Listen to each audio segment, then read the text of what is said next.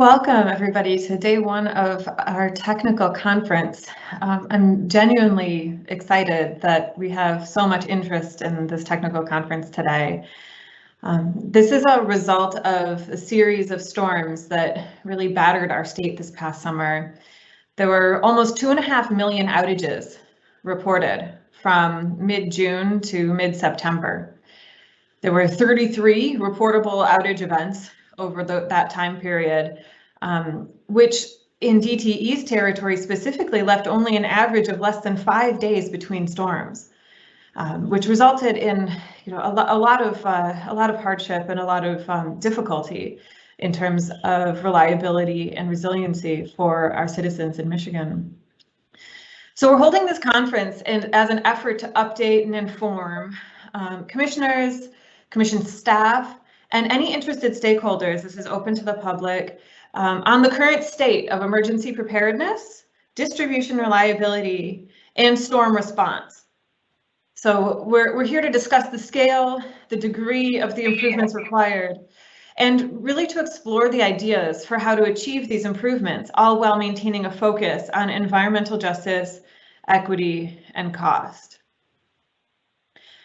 Today is day one of a two-part technical conference where we're going to focus on the setup, the facts, the plans, the community experiences. Day two of the conference, the second half, will be on November 5th, and we'll focus more on the future. So how do we solve this? What tools do we have?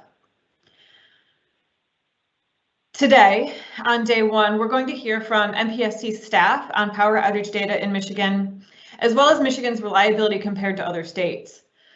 Then we'll hear about the future of electric reliability and resiliency.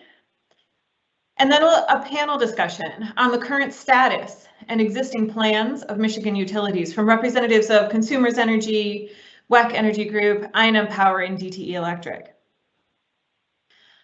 Then we'll move to a community-based perspective, looking at some data and hearing from affected communities. So thank you for joining us for this. I expect it to be a very informative, packed day of information about distribution reliability, resiliency, and storm response. So I'd like to introduce the Michigan Public Service Commission's Chief Operating Officer, Mike Byrne, as the MC of this event. Okay, take it away, Mike. Thank you, Commissioner Paratic. Good morning, everyone. I will help to guide us through the agenda today. Before we jump in, I do want to announce a few things from a housekeeping perspective. This conference is taking place via Microsoft Teams Live and is being recorded. Just want to make sure everyone's aware of that. As we move through the conference, individual presenters or panelists, after groups of panelists have presented, will offer the opportunity for the commissioners to be able to ask questions of those presenters. If those in the audience have an interest in submitting a question for the commissioners to consider asking as part of their questions, please do that. You can do that by entering it into the Q&A feature on your computer. It's available on the right-hand side of the Teams control bar, and click on the Ask a Question button. And these questions, will be responded to only as time allows. But we will make sure to capture the questions, and those will be available to the commissioners on an ongoing basis as they kind of work through this process in the future. Also want to point out that the presentations and the bios of individuals who are presenting today can be found on the dedicated conference webpage that's available at the MPSC's webpage, michigan.gov/MPSC. And we also have the ability for individuals who have an interest to continue to submit written comments to the docket. That can be done in case number U-21122, and information will be available on the website in terms of how to go about doing that. So at this point, we'll jump into the formal program. We're going to start with a presentation on power outage data in Michigan. That's going to be provided by Nick Evans, who is the manager of the electric operations section for the MPSC staff. That section is responsible for overseeing investments and performance of the electric distribution grid. So Nick, take it away. Thank you, Mike, and thank you, commissioners. All right, I'm gonna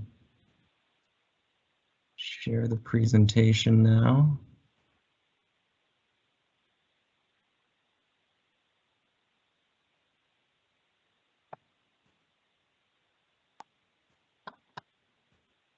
Can everyone see the presentation? Yes. Yes. Okay, good, thank you. All right, well, good morning. My name is Nicholas Evans, and I'm going to be talking about outages, their costs, and also environmental justice and equity.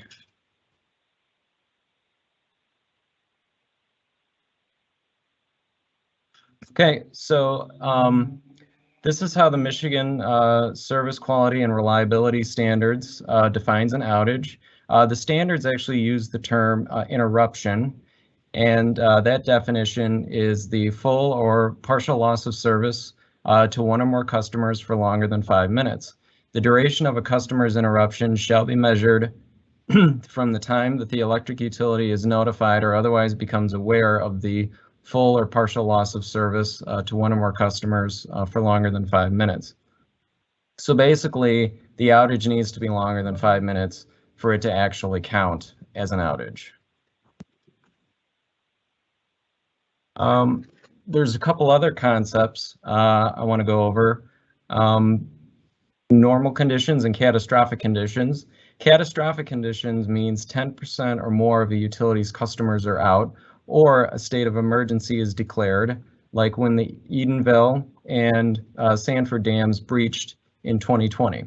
Normal conditions simply means less than 10% of a utility's customers are out and no state of emergency is in effect.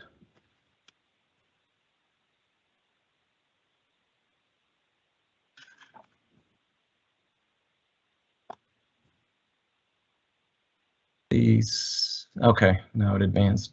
So here's a graph showing the number of outages that occurred during catastrophic conditions for DTE Electric and Consumers Energy from 2017 through 2020, but it also includes part of 2021.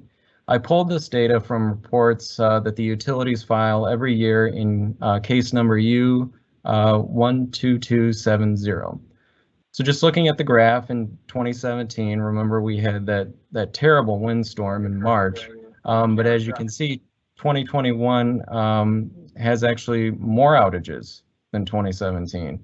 And this 2021 bar only includes data from this summer, and so we're not even through with the year yet. So it's been a rough year for storms and outages.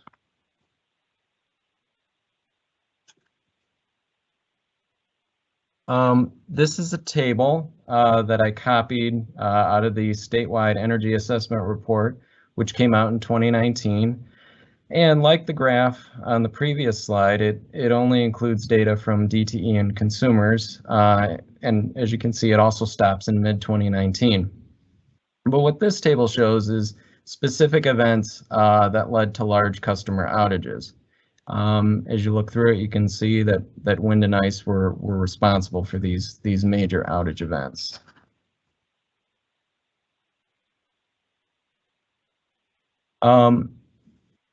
This is a continuation of that table from the previous slide, but without the nice graphics.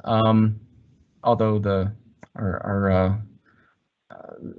this has been reformatted from what I submitted originally. For 2020 and 2021, I've included large storms that don't actually qualify as catastrophic, as defined in the service quality rules, and so they don't show up in the bar graph from 2 slides ago.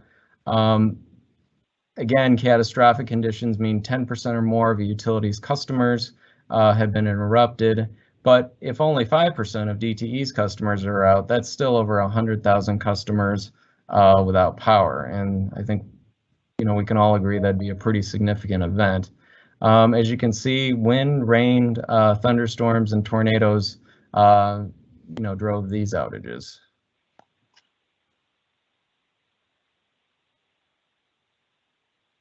Okay. This is how much the utilities have given out in credit since 2016. This is mostly DTE and consumers, with some credits having been given out by I&M and UPCO. So I'm just going to paraphrase the outage credit rules so you know how a customer actually qualifies for a credit. So if a utility does not restore service to a customer within 120 hours or 5 days of the start of an outage that occurred under catastrophic conditions, again, that's 10% or more, the utility shall provide the customer a bill credit on their next bill if the customer notifies them of the interruption. If the outage occurred under normal conditions or less than 10% of customers out, the utility has to restore service within 16 hours. The credit amounts are different for residential and non-residential customers. And then there's the outage credit for multiple interruptions on the same circuit. So a customer who experiences and notifies the utility of more than 7 interruptions in a 12-month period due to what's called a same circuit repetitive interruption also qualifies for a billing credit on their next bill. The credit amounts are for this are also different for residential and non-residential customers. You probably noticed that in each case, the customer has to notify the utility of the interruption or the multiple interruptions. So right now the burden is on the customer to notify the utility.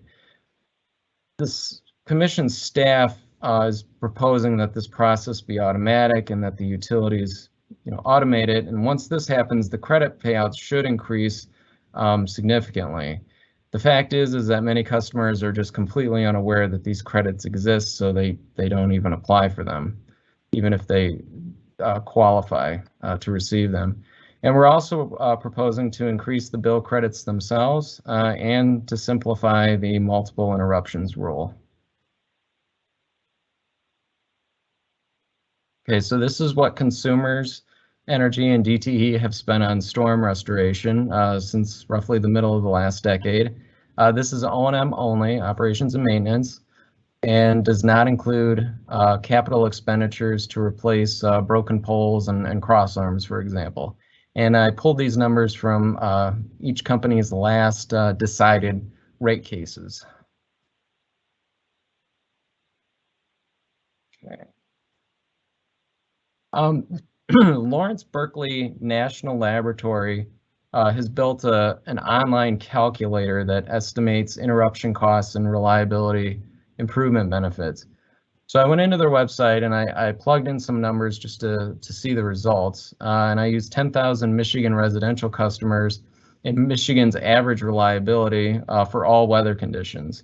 And this calculator said it would cost a customer $13.45 per event on average in 2016 dollars and cost over $174,000 total.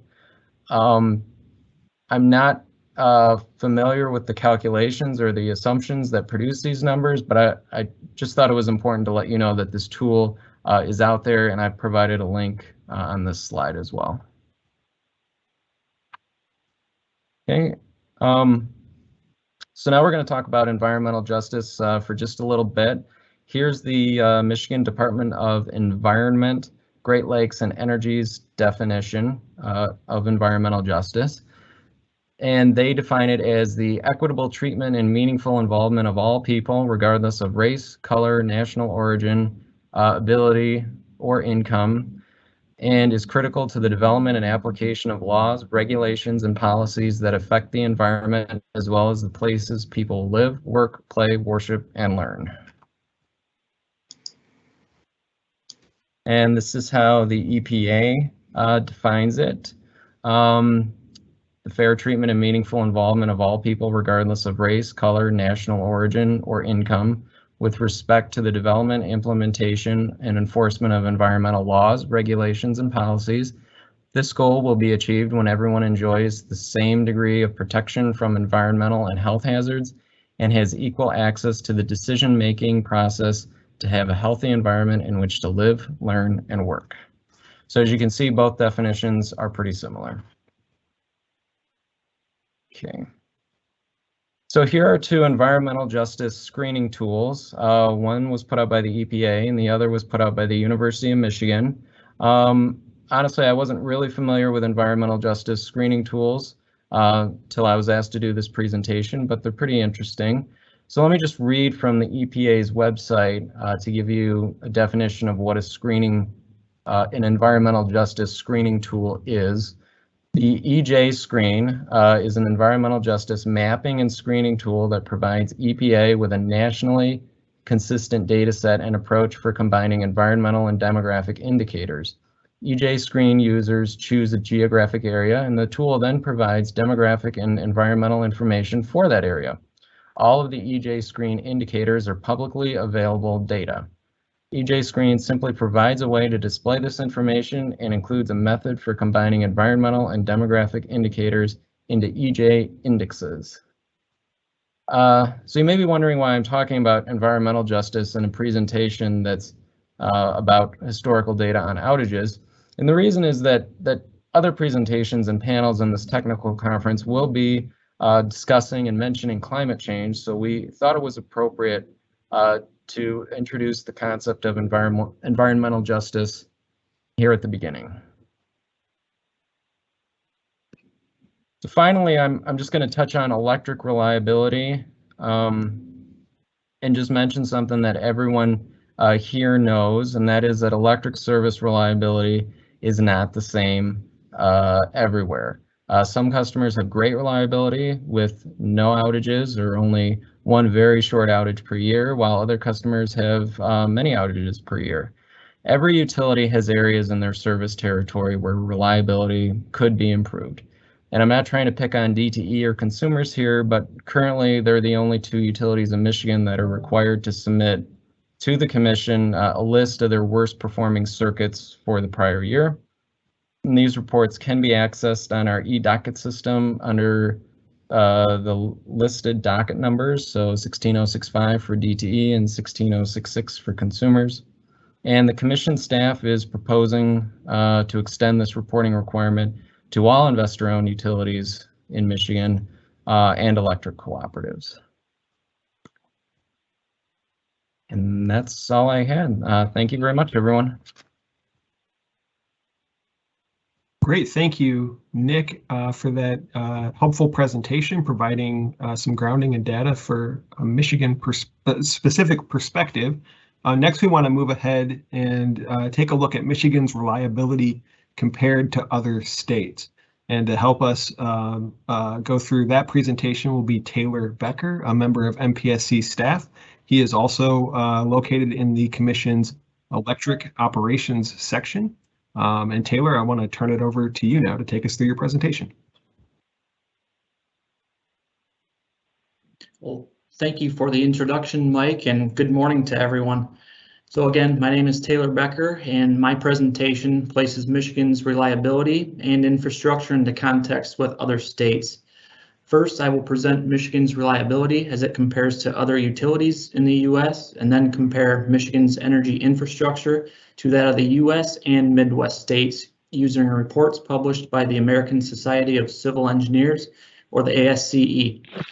With that, we'll jump right in. Next slide, please.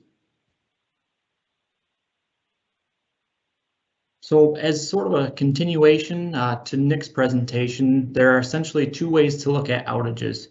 System-wide outages are observed using IEEE indices like SAIDI and SAIFI, while individual outages apply indices like CME and CLID. This slide also shows some of Michigan's administrative rules that apply to each type of outage. Next slide, please.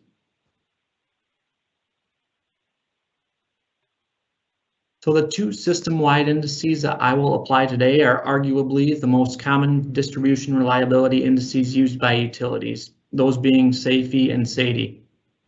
SAIFI is the System Average Interruption Frequency Index and measures the average number of outages a customer experiences over a period of time, while SAIDI, or the System Average Interruption Duration Index, measures the average duration of outages experienced by customers over a period of time. In the coming slides, you will see these indices applied with major event days, often referred to by the utilities as all weather, or all conditions. And by applying this lens, we can see how weather impacts safety and safety performance. Next slide, please. So in the coming slides, I will show how Michigan's weighted average reliability compares to the IEEE Distribution Reliability Working Group benchmarking that is performed each year. I want to explain what the Michigan weighted average and IEEE quartile lines you see here represent. So first off, the Michigan weighted average line, which is the black line you see here, represents investor-owned utility performance reported in dockets 16066 for DTE, 16065 for consumers, and U12270 for all other investor-owned utilities. The line represents what the majority of investor-owned utility customers in the state experience. So utilities with a larger number of customers have a higher weight. As an example, DTE and consumers have a higher weight than, say, UPCO or Alpena. That would mean that DTE has the highest weight of all investor-owned utilities since they serve the most customers in the state. The IEEE quartile line, which is the blue line, represents data compiled by IEEE's Distribution Reliability Working Group annual reports, which apply distribution reliability data reported from multiple utilities across all regions of the U.S. And then there are links to the annual reports that are provided in the source information of this slide. So this graph shows that Michigan's weighted average safety, excluding MEDs, falls in the second quartile in the majority of the last 10 years. The black line did enter into the first quartile in 2010 and in 2014, and into the third quartile in 2019. Next slide, please. So similar to the previous slide, this graph, which includes MEDs, shows that Michigan's weighted average safety typically falls into the second quartile, with some years reaching the third quartile. Years reaching the third quartile include 2013, 2017, and 2019. Next slide, please. So this slide represents SAIDI, which again represents the duration of outages, excluding MEDs. So this graph applies the IEEE third and quartile line rather than the first and second quartile line used in the safety graphs. Michigan's weighted average commonly falls into the fourth quartile, with a few recent years entering into the third quartile. It's very close, but the weighted average did enter into the third quartile in 2017 and in 2020. Next slide. So if we include MEDs for SAIDI, there are a few more instances where the weighted average has entered into the third quartile, but this graph again shows that Michigan's weighted average is commonly in the fourth quartile. Next slide.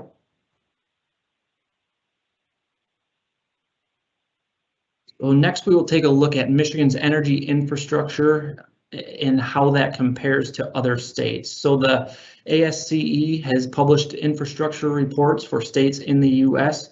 The reports apply a grade to each infrastructure type, which has been analyzed based on the 8 criteria listed here in bullets. So capacity, condition, funding, future need, O&M, public safety, resilience, and innovation. The reports further provide recommendations to improve the grade. So the most recent report for Michigan is from 2018 and gives Michigan's energy system a grade of a C-. The energy systems considered in the reports include both electric and natural gas systems, and a link to the full report is provided on this slide. I have also quoted a portion of the Michigan's report summary, which highlights threats to the electric system, including increased energy dependence, aging infrastructure, lack of investment, and exposure to physical and cyber threats. Next slide. So the question then becomes, how does Michigan's energy grade compare to the energy grade applied to the US? So the ASCE also published a 2021 report card for America's energy infrastructure, which is provided as a link in this slide, and the grade was also a C-. The visual on this slide provides a description of the C and D grading scales and shows that at a C-, the infrastructure needs attention and is close to a D, which means the infrastructure is nearing poor condition and at risk. Similar to the previous slide, I also included a few direct quotes from the report I felt were worth noting that apply specifically to the distribution system. Next slide, please. So this bar graph shows how the C- grade Michigan received compares to other states in the Midwest. You will see that not all Midwest states are included here, and that is because not all Midwest states had energy infrastructure grades from ASCE. So Illinois, Indiana, Nebraska, and South Dakota did not have grades. As you can see, Michigan's grade places Michigan in the lower tier of the Midwest states, with only Missouri having a lower grade. Next slide. So the last slide of my presentation here summarizes the comparisons of Michigan's reliability and energy infrastructure. Michigan's weighted average safety commonly falls into the second quartile, and the weighted average SAIDI commonly falls in the fourth quartile, with a few deviations for each. In applying the ASCE's infrastructure report findings, Michigan's energy infrastructure ranks in the lower tier of Midwest states and matches the U.S. energy infrastructure ranking, which shows energy infrastructure needs attention and is near the point of poor condition and at risk.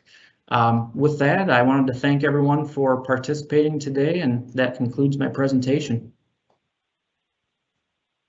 Thank you, Taylor. Really appreciate that. Really appreciate you helping to put Michigan's reliability into a broader context. Next up, we are going to hear a presentation on the future of electric reliability and resiliency. And this presentation will be provided by Allison Silverstein, who is a consultant, strategist, researcher, and writer on electric transmission and reliability, energy efficiency, and technology adoption issues. Ms. Silverstein has worked for decades to advance the use of clean energy and advanced grid technologies as part of a reliable, resilient energy system, and has advised a variety of states, utilities, ISOs, and non-governmental entities. She's been an independent consultant since 2004, previously working as a senior advisor to Chairman Pat Wood III at the Federal Energy Regulatory Commission from 2001 through 2004, and co-chairing the 2003 U.S.-Canada blackout investigation. She's worked at the Public Utility Commission of Texas and Pacific Gas and Electric Company, and presently serves on the boards of the American Council for an Energy Efficient Economy and the Health Alliance for Austin Musicians, and lives in Austin, Texas. And we're just really delighted to have her here today to be able to provide her expertise. So at this point, I'll turn it over to Allison. Thank you. Good morning. Someone wave if you can hear me. Thank you so much. Appreciate it. Life with Zoom and Teams, you know, always have to double check. Thank you. I thank you so much for inviting me to join you today. As my friend Pat Poley knows, I've been working on reliability and resilience for a long, long time, often with her, and so I appreciate another chance to engage with you all. Next slide, please. I'm going to talk about how power system reliability and resilience challenges are changing, and we're going to walk through weather conditions and other threats, the way our needs and expectations for reliability and resilience are changing, new ways to provide and protect them, and how and why regulators need to address this. Next slide, please. So I'm going to spare you the usual references to the National Academy of Sciences or FERC or presidential directives. My shorthands are these. Reliability is about how you keep the lights on, and resilience is how do you reduce consequences and recover quickly when the lights go out. Reliability is the blocking and tackling that never shows up in the newspaper. Resilience is getting ready to prevent and to minimize the events that do show up in major headlines. If from the customer point of view, which I think is more important than what your regulatory definitions are about, customers want outages to be as infrequent and as small and short as possible, and they don't give a damn why the grid goes down. Let's be clear that historically, well over 90% of all the outages that our customers experience, when you hear me say our customers, I was a regulator for a long time and I was a utility employee for a long time, and I've never gotten over either of those. So I still associate with the perspective of most of you who are on this call with us. So 90% of all outages are due to distribution level problems. far less than 10% of all outages are due to major events, but those are the ones that cause your SAIDI and your customer counts to go way, way up as the major events. Most of those major events and outages are due to severe weather. And before Hurricane Maria and the 2019 PSPS and Winter Storm Uri here in Texas, I don't even know how to say 0.0001, as it's bigger than 1,000th, it's like 1,000,000th or something % of customer outage hours. Only that small a number were due to generation shortfalls or fuel supply problems, even though those outages are the ones, those causes are the ones on which regulators and utility reliability managers tend to fixate. You've already heard some conversations about reliability assessment and how you measure it. Many of those statistics use outdated value of lost load estimates that exclude major outage numbers. So my props to your staff who actually counted major events. And they ignore costs like lost productivity, morbidity, and mortality. So in my view, most of the regular measures are irrelevant to evaluate current and future conditions. The other context point that I want to add, hang on a second, is that our wealthier commercial and industrial and residential customers are increasingly self-providing resilience. They are not waiting for the grid to go down. They are reading the stories in the paper and their personal experiences about being out of power for an extended period of time because of bad weather or bad utility equipment. And so they're going out and buying PV and batteries and generators. What that means is not only has that changed what our job is, but it also changes the accuracy and relevance of their answers in value of lost load surveys. Because in point of fact, the value that they assign to lost load is infinitely higher if you count the cost of a residential PV installation, for instance, or an industrial customer buying backup generation. Next slide, please. A reminder of this sobering chart. This shows how the reliability challenge has changed, and it points out the US billion-dollar disaster events from 1980 through 2021. Yes, the billion-dollar number has been CPI adjusted, so this is in real dollars. I grant you that, no, I'm sorry, but CPI is adjusted means these are actual real value equivalent dollars over time. So the fact that in 1980 there were only $3 billion worth, $3 billion disaster events, and in 2020 there were 22 of them, and we appear to be on track to exceed that number, sadly. This was updated, this chart was updated on October 8. So, and the color codes are for the different kind of disasters. The green is severe storm count. So what this shows is a continuing escalating number of major disasters every year, and that the bulk of them are in fact due to extreme weather, and there is very little mercy in this. If you look also this same site, this is from the NOAA. And NOAA also has this distribution by states and regions of the United States and shows exact specific storms and events for the year that are represented in this chart in terms of the vertical bar. Next, please. To put this in perspective, nearly 1 in 3 Americans experienced a weather disaster this summer. This is from an article in the Washington Post in September, and it shows that 32%, look at the red bar for 2021. I'm pointing to this on my screen as though you can see it. I see my finger pointing. Clearly Vanna White has never had to work on Teams. So a third of Americans live somewhere that in a county that was declared a disaster area by FEMA this summer. So this is not like all of your spring storms or your winter storms. This is only for the summer. And then the map on the right shows rainfall compared to normal for June, July, and August. And it shows how you guys are getting more rain and the West is sadly getting far less. As you know, the West is like massive drought across the entire state, and it's been a couple years now with this. At least 388 people in the US died due to hurricanes, floods, heat waves, and wildfires between June, July, and August. That's a pretty big number. And the fact that 2/3 of us live in places that experienced a multi-day heat wave is terrifying, because when you look at things like environmental equity and social justice, it's heat waves that are killing the most number of people in terms of it's a long, slow, steady killer. Next, please. This shows how weather temperatures specifically have shifted across the Northern Hemisphere. The graph to the upper left shows the old normal for the 3 decades from 1950 through 1980.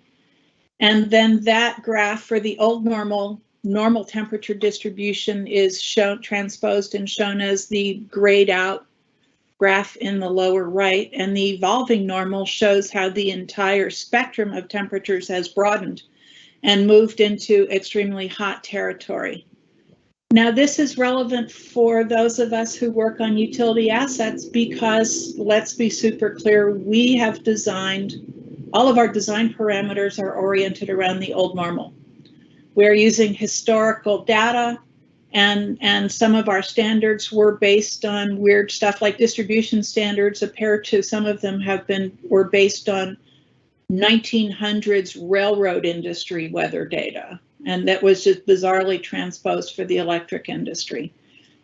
So what that means is we built the grid for Ozzie and Harriet weather, which is the old gray, and we are now, if you look at this extremely hot portion to the far right of the temperature distribution in the evolving normal, we are now facing Mad Max in terms of our assets and what they have to deal with. And let's be super clear that we did not design most of our assets to be ready to deal with temperatures at this level or with precipitation and other strains.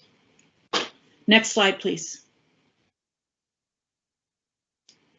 Here, let's be more specific about some of those extreme weather changes. Heat waves are worsening. This is a graphic from EPA on heat waves in the 50 largest cities.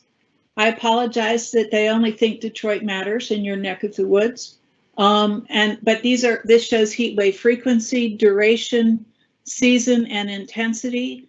And the larger the orange dot, the worse it has gotten over the 1961 to 2019 period. Then we've got a map of coastal flooding, where the little teeny orange bar in each of these charts shows what the old period 1950 to 1959 decade, how little coastal flooding there was. And then the taller blue bar shows that there is significantly more coastal flooding. They don't appear to think that coastal flooding along the Great Lakes matters. I apologize to you for the EPA's oversight in that. And then we've got a map of water levels in the Great Lakes, which also comes from an EPA site. And I've got the sources down here in blue. And this shows, you already know the pattern of water level fluctuations and anomalies in the Great Lakes, but it's getting worse. This does not, there are equivalent parallels of extreme weather consequences getting worse for hurricanes, for precipitation, inland flooding, wildfires, and droughts. So there's not a lot of good news. Actually, there's no good news in any of the extreme weather changes and charts and predictions going forward. So this is all just actual data. This has nothing to do with the predictions going forward from the results of climate change. Next, please. What does this mean for reliability? We have higher risk to grid and society and to human safety and well-being. We know that normal or historic weather conditions are irrelevant as predictors of current and future conditions, and they are now irrelevant as design criteria for current and future conditions. I believe that we have to stop talking about extreme weather events as high impact, low frequency, but assume that given the evidence before us, extreme weather collectively has to be treated as high impact, medium frequency events. The only good news there is there maybe not be high impact, high frequency yet, but we need to be significantly more paranoid than we are today about the frequency of these events and about the magnitude of their impact, because that's getting larger as well. These create higher risk. As you know, risk equals the combination of frequency times magnitude. And we know that the magnitude of grid and societal damage is worsening at the same time that the number of events is getting worse. Some of the ways that these events challenge current grid assets is our assets have lesser ability to withstand harsher conditions. There's overloading, there's condition deterioration from increased stress and from more equipment operations. Some of the assets are just outright being trashed in a bunch of these storms. There's lower equipment capability as equipment derates, as hydro output lowers, as equipment has faster time to failure because of weather stress. As utilities, there is limited ability to replace, upgrade, or expand the asset base because of time, because of capital budgets, because of regulatory processes, and because of design challenges. Do you put up the same thing, or do you take the same time to design something that is better suited for the future? And that is an issue that we as an industry have not dealt with effectively yet. And clearly the more damages and the more frequent damages require significantly more time, equipment, crews, and money. And we have not, as an industry or as individual utilities and regulators, thought through how do we make those changes and manage those resource challenges effectively. There's resource adequacy implications because of higher demand levels today from extreme heat and from colder cold. The only good news in this is that there won't be as many colder colds because your winter conditions are getting warmer. So, but even with energy efficiency accelerating, it's going to be a challenge. And with electrification, demand is going to keep going up no matter what. And it's much harder to grow and operate the grid supply because of the evolving resource mix. Next, please.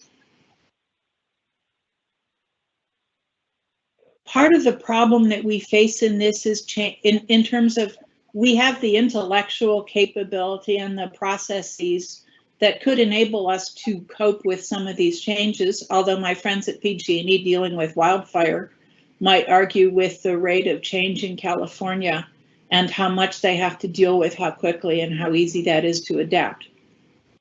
But part of the problem that we face is utilities and policymakers always thought we had time to make these adaptations and that climate change would be gradual.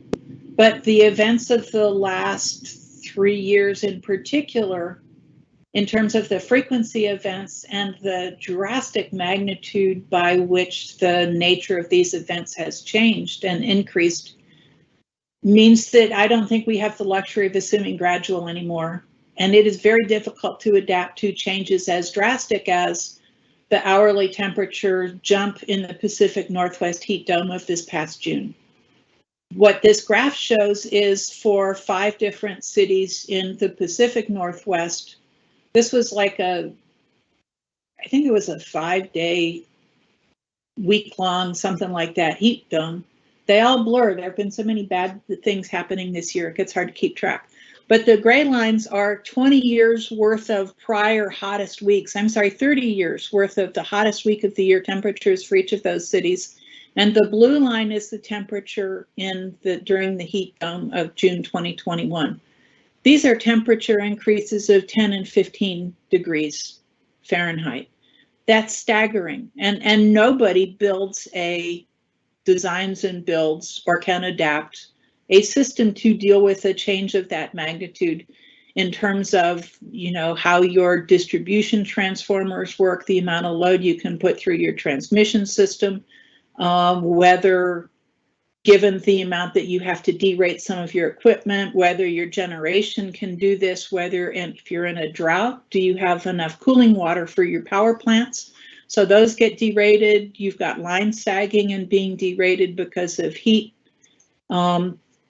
This is a mess, and nobody can deal with this effectively. And very specifically, we cannot build our way out of changes of this magnitude.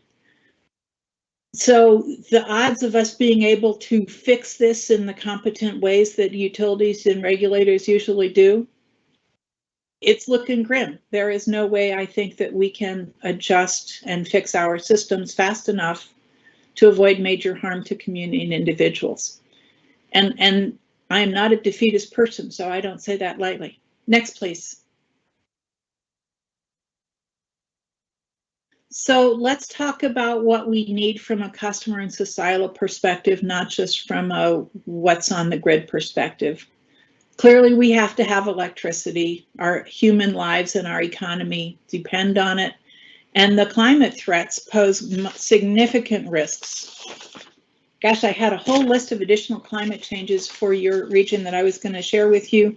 But you know what? You've got a wonderful speaker next week who's going to talk about it, so I will spare you the reminders about drinking water quality going down and lake water quality going down, and lower crop yields and higher precipitation and all of that. So our expectations for reliability service, as I've said, were designed for tamer weather. And those of us in the political or public realm or at newspaper editorial boards rarely are encumbered by actual data on infrastructure and event damages. So when people pop off, as they do so often, about like, let's trash Entergy for the number of poles that went down and the magnitude of damages in different hurricanes, I am completely with them in that it is easy game to trash Entergy. But, and for Entergy and PG&E and many other utilities that have been in the headlines with accusations of insufficient and poorly maintained systems, there may be a lot of truth in that, but let us not ignore the fact that the magnitude of the threats of the actual weather conditions that they faced has become significantly worse over time. And there is a direct correlation between the size of an event and the wind speeds and the ability of even a well-designed, well-built, well-maintained power system to withstand that level of threat. Also, let's remember that when the Weather Service reports out wind speeds, they're talking about straight line winds over an extended period of time. And those of you who have worked for a utility know that gusts and debris impacts, like for can be significantly higher than straight line winds, and it's the gusts and the debris, like, you know, somebody's car flying through the air, will take out a lot of poles, including transmission. So it is not a simple comparison, and you can't automatically jump to, it was a terrible system, and that's why so much of the Louisiana went down. It may well be a terrible system, and that may well be why a lot of Louisiana poles went down, but that is never the only reason. There is never a single cause or a single villain behind a utility performance failure, but let's be clear that customers always pay the price for those failures. Next, please. Thank you. So the old paradigm was, or the current paradigm has been, manage electric supply to meet those pesky customers' variable demand. If customers turn the air conditioning on or a steel mill cranks up the mill, the electric supply has to scurry around and move up the generators to serve that demand. And so it was always the customers in charge. In the future, as the supply mix changes and becomes more variable, today, as the supply mix becomes more variable with a lot more intermittence and a lot more just all kinds of stuff going on the grid, We have the capability today to start managing electric customers' demand and resources to meet supply in the middle so that they can complement each other to protect and maintain reliability and grid balance, rather than only running supply to always chase demand. So we're going to have, for the foreseeable future, at least the next 10, 20 years, a lot of centralized resources. We will need a massive transmission built to support all of the additional renewables and storage that are out there. We will have growing numbers of distributed resources. We'll have a lot of efficiency, smart efficiency, which is automated, and demand response. And we will need a ton and leverage a lot of emerging technologies and designs to support all of this. I won't bore you by reading the list. I assume you all are on this call because you learned how to read at some point. None of this will be cheap, fast, or easy, but it is feasible, and we kind of have to get it done, because the alternative of not getting it done is completely unacceptable. Let's be clear, though, that reliability and resilience require intention. They require planning. They require sustained action. We cannot just react and watch this all go down the drain and commit the same failures of adaptation, or failure to adapt and failure to prevent, that have contributed to the global warming changes that we see today. The other thing that's going on is, as we use more distributed resources like efficiency and demand response and customers, distributed generation, etc., which, if you are a utility employee, you should be viewing happily as other people's money. Let's be clear that this is shifting the burden of dollars and action and costs onto customers. So, because again, customers are doing more and more to self-protect, and customers are also therefore bearing the costs of adaptation and or failure, your failure to perform. Next, please. In order to maximize the return from reliability and resilience investments, we have to fix demand as well as supply. The biggest advantage to fixing demand with massive increases in energy efficiency is that it will protect the customers while you are protecting and adapting the grid to changing climate conditions. Measures that reduce peak year-round improve grid reliability by reducing the need for supply and creating more flexibility, which is good for operational reliability and resilience and all of that renewable integration. These are also good for human and community resilience because they protect human comfort and health, reduce mortality, grow local jobs and economic prosperity, and build a tax base, by the way. It is shockingly, I mean, yes, IEA says we need efficiency much more for world decarbonization.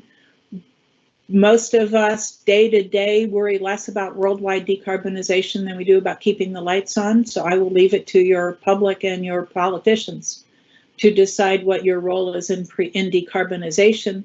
My job here is to talk to you purely about reliability and resilience. And yes, those require major investments in classic physical infrastructure and grid hardening as well as in demand. Next, please. This is a quick graphic and slide to remind you that energy efficiency is the cheapest resource out there, bar none. It will make your grid less risky and easier to operate. There will be fewer surprises, which will make your grid operators happy. And unlike transmission and generation, energy efficiency and demand response deliver value to customers every single day under every single threat condition. And equally important, they can buy us time by cutting carbon and delaying the amount of helping us manage the resources that we have more effectively while we figure out how to build more. Next, please.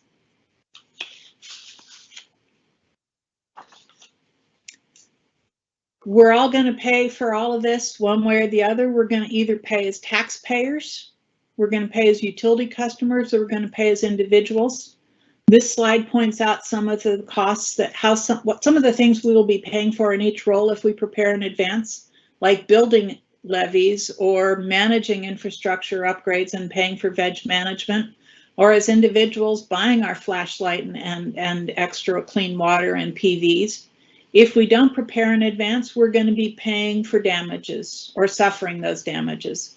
So we will pay for mutual aid, restoration and rebuild, lawyers, town hall meetings, higher bills. And as individuals, we're going to be sitting in the dark and we're going to be paying more insurance bills, and we are going to be pretty damn miserable sitting in our destroyed houses. Speaking as somebody from Texas, where many of the houses of my friends were destroyed in the trashed by flooding as a result of Winter Storm Ieee, which was for many people a 4 or 5 day outage, which was super fun. So you as regulators and policymakers need to think very hard about what are the most feasible, effective, and cost-effective ways to manage the preparation, and how do you prepare, how do you decide how to prepare versus react, and how do you allocate the costs and pain of these options? And you should make many of these decisions quickly. Next, please.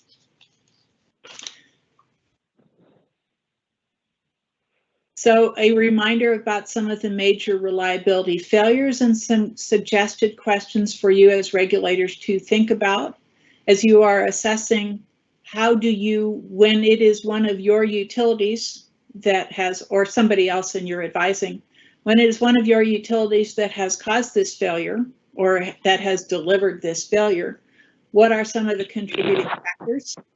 Was the failure foreseeable or predictable? Hello, Winter Storm Ieee, we knew that Texas generators were going to fail in the cold. Did we know how to prevent it? Yes. Did we mitigate it in advance? No. Were the actions reasonable and feasible before the failure? Yes. Could the utility or the regulators have changed the outcome but didn't? Why didn't they? And are there equity issues from the failure that merit particular remedies, policy redirection? Those are all important questions that I recommend that you think about as you are designing your plans for how to address future failures. Next, please.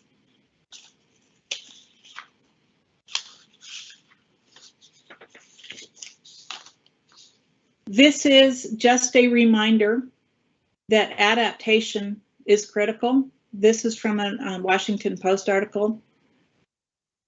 An adaptation is a lot easier than mitigation, and adaptation is something that is more equitable and feasible if you planned on a larger scale, like a community, a city, or a region.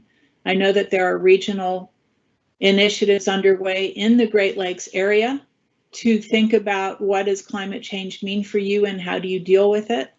And I am glad that you are having this session as a state to think about how your utility systems and regulation systems might better prepare to adapt and mitigate to the consequences of climate change for power delivery. Next, please. In closing, gosh, it's getting hotter out there. You all are right in the middle. You have seen faster temperature rise than significant other portions of the United States in the Great Lakes area.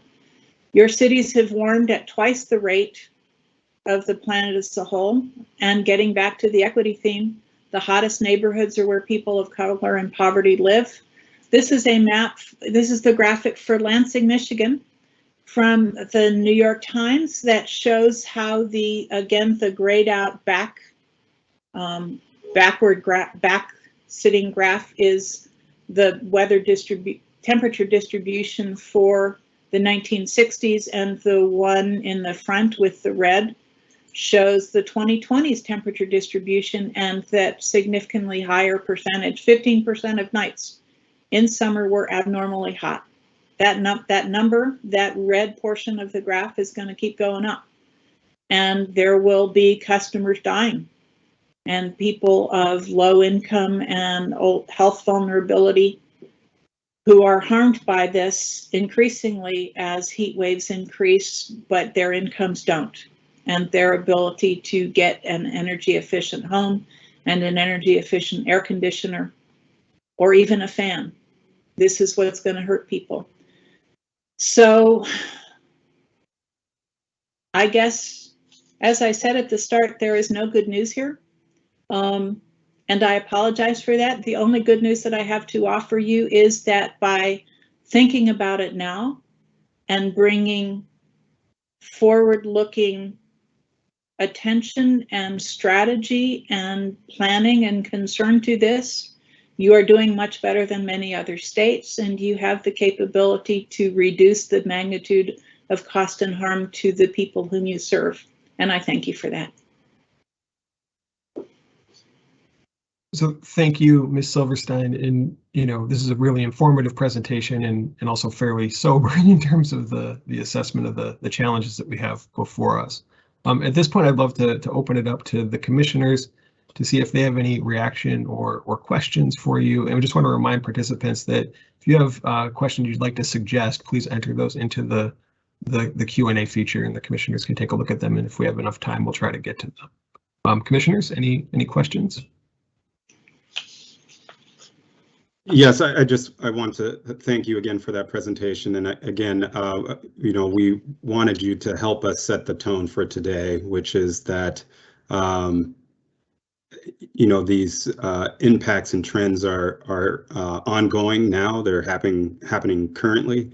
And we're, even though that this technical conference is reactive to many of the storm events that we experienced this past summer, we're trying to be proactive in regards to the ongoing changes that we will have to face over the next decade and many decades to come. So I guess I did have a question around the issue of adaptation, and just where do you think the role is for utilities in regards to helping communities adapt, and what can utilities do, I guess, to better, the sentence that really stuck out to me that you mentioned was that we can't build our way out of this fast enough to avoid major harm to communities and individuals.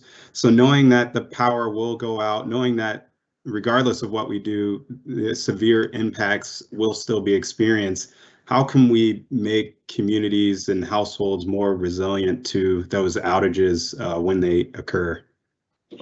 Well, if you were another state, I'd say do more energy efficiency as part of the answer, but Michigan has done a really good job at energy efficiency as recognized by ACEEE, and so I encourage you to do more of that.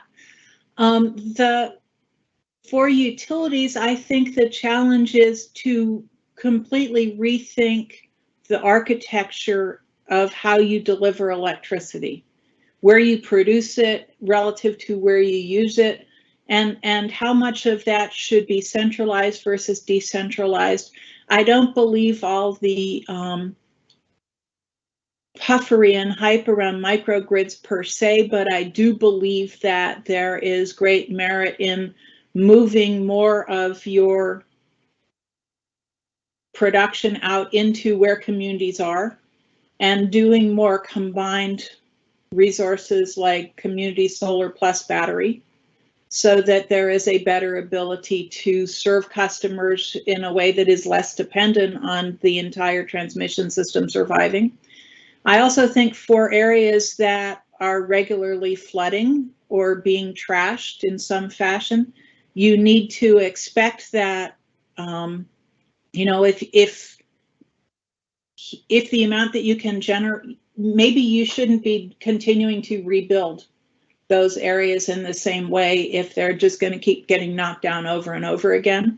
And maybe the utilities should be working with your state government and community leaders to think about, should we continue to invest in these communities where they are in the way that they are configured? Because, and including, that's a question that has to be asked a lot of places. Another is, can your utilities work with your community critical facilities like hospitals, water, wastewater, telecom, to do a lot more standalone backup generation packages with PV, battery, low flow gas generation, so that these can be standalone community resilience centers and operate no matter what. We know that too many water and wastewater facilities are going down, because they don't have backup generation. I think there's no excuse for any critical facility to not have at least 3 days worth of backup capability, standalone.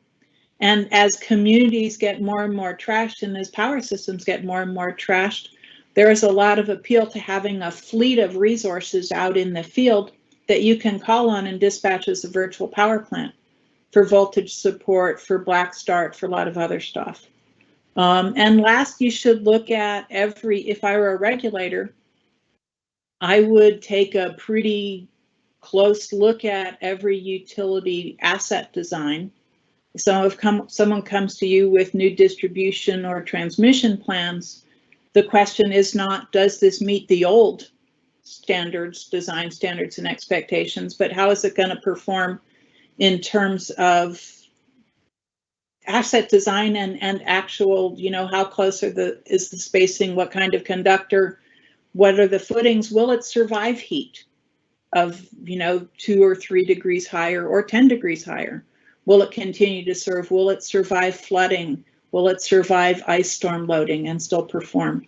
So I think the old design standards are irrelevant, and you should be using significantly different design standards when you evaluate used and useful and prudent construction. Thank you. No, thank you. None of the people who work for a utility on this call will ever speak to me again. Sorry, y'all.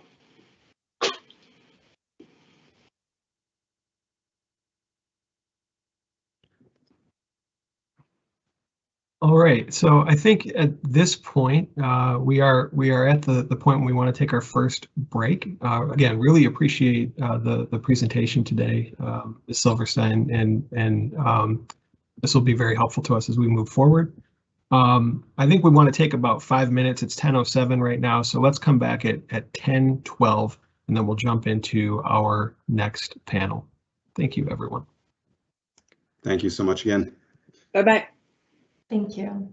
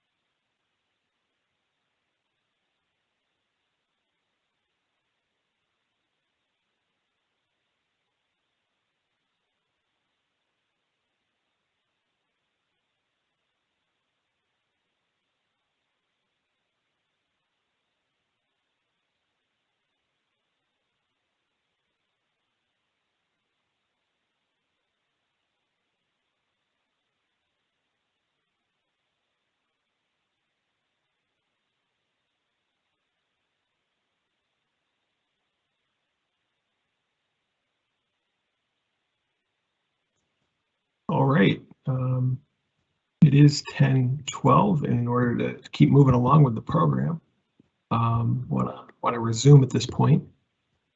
Just want to remind folks that the presentations that are being shared today are available on the event webpage that has been created for the technical conference. So that is can be linked to from the Commission's main website, michigan.gov/MPSC. In addition to the presentations, there are also detailed bios for any of our presenters. Also want to remind folks that as we move through the presentations, if there are questions you would like to submit for the commissioners to consider asking of presenters, please enter those into the Q&A feature. So next up, we're going to have a panel discussion on the current status and existing plans of Michigan utilities. The panel will be moderated by Pat Poley, who is the director of the Commission's Energy Operations Division. Pat's a longtime staffer at the MPSC, a lot of experience. The Energy Operations Division oversees both the electric operations section as well as the energy security section, which deals with, among other things, energy emergencies. So a lot of experience in this area. At this point, I'll turn it over to Pat to kick off her panel. Pat. Thanks, Mike. Yes, we have a panel. We have three of representatives from three of our largest electric utilities. They are all in the Lower Peninsula. And then we have one of our Upper Peninsula electric utilities represented here. So I'm grateful for all of you taking your time to participate in this panel. We have Ryan Stowe, Vice President of Distribution Operations for DTE Electric, Rick Blumenstock, the Executive Director of Electric Planning for Consumers Energy, Dave Isaacson, Vice President of Distribution Operations for I&M, and Michelle Glynn, the Director of System Operations for UMERC. So the Commission's order directed utilities to answer 7 key questions about their system reliability and customer impacts, and then had added additional 4 questions relative to the costs and benefits of moving from overhead to underground. So I think the way we discussed handling your presentations, we have each of you give an overview of your filing that you made in this docket in response to the Commission's questions, and with an eye towards maybe targeting each of these 3 areas in the agenda: your current data, your system status, your existing improvement plans, and then what you see the future looks like. And so we'll give each of you about 10 minutes to do that. And then afterwards, we'll have a roundtable Q&A based upon some questions we received from stakeholders on these issues that we thought the Commission might be particularly interested in hearing. I think that's all. So with that, Ryan, why don't you get us started? Yeah, good morning. Thanks, Pat. Thank you to the commissioners for the opportunity here to talk with everybody. If we could, because of the volume of info we have on some of these slides, let's just jump right in. So first, thought I'd start with just showing some of our outage and duration performance. Earlier, Taylor talked about SAIDI as one of our key metrics. Really have 2 flavors of how we look at it, many utilities look at it. So we look at it with all weather, also look at it as excluding major event days. That's industry standard calculation to try to take out the effects of large weather events. So you can see on the left, pretty consistent performance, some improvement here recently. When you look off on the right side of that chart, though, those big spikes. We mentioned earlier the March 2017 wind event caused most of that one large spike. And then the weather that we've seen over the last really 12 weeks from this summer has caused most of that spike here in DTE's area. So that's being caused by weather. One way we've looked at it, wind speed data. So this chart's got frequency of wind gust events above 35 miles an hour. You can see 2021 through the summer at 139. The average from the previous 10 years about 70 hours. So we're about double that average, that 10-year average. You can see the big increase from last year. Of course, it's not just a wind speed problem. We've been hit by just round after round of severe weather. That severe weather, we are now up to 7 confirmed tornadoes in DT's territory here so far this summer, 3 of them causing extensive damage to communities in around White Lake, Armada, and Port Austin, as well as 20 severe thunderstorm warnings in Oakland County alone. And I think we started our summer with a really significant rain event that hit around the Detroit area. So that extreme weather has led to a number of outages you see here on this slide. We're a little over 1.6 million customers affected from these sets of storms that occurred here from late June through end of September. We categorize storms a couple different ways. We use a catastrophic definition. We call 5% of our customer base being affected, and a category 2 at 10% of our customer base. So it's not just the volume of storm events, it's been the significant impact from each of those that you can see on here. Maybe next slide. Thank you. So the one thing we see with the series of weather events, it has a cumulative effect on us. One thing our crews try to do when they're out in the field, we call it restore before repair. They'll do whatever they can, try to get the lights on and leave conditions in a safe manner, but something that needs to go back and be fixed is corrective maintenance work. A little bit maybe hard to see in that picture on the left, but crews have bolted a couple cross arms to brace that pole. They are able to get the lights on, and then we leave this follow-up event or corrective maintenance event to go back and clean up.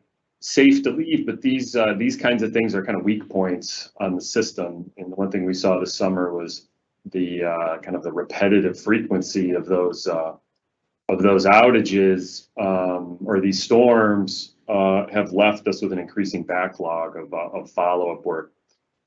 So it's not just one event, but the cumulative effect have really been impactful for us.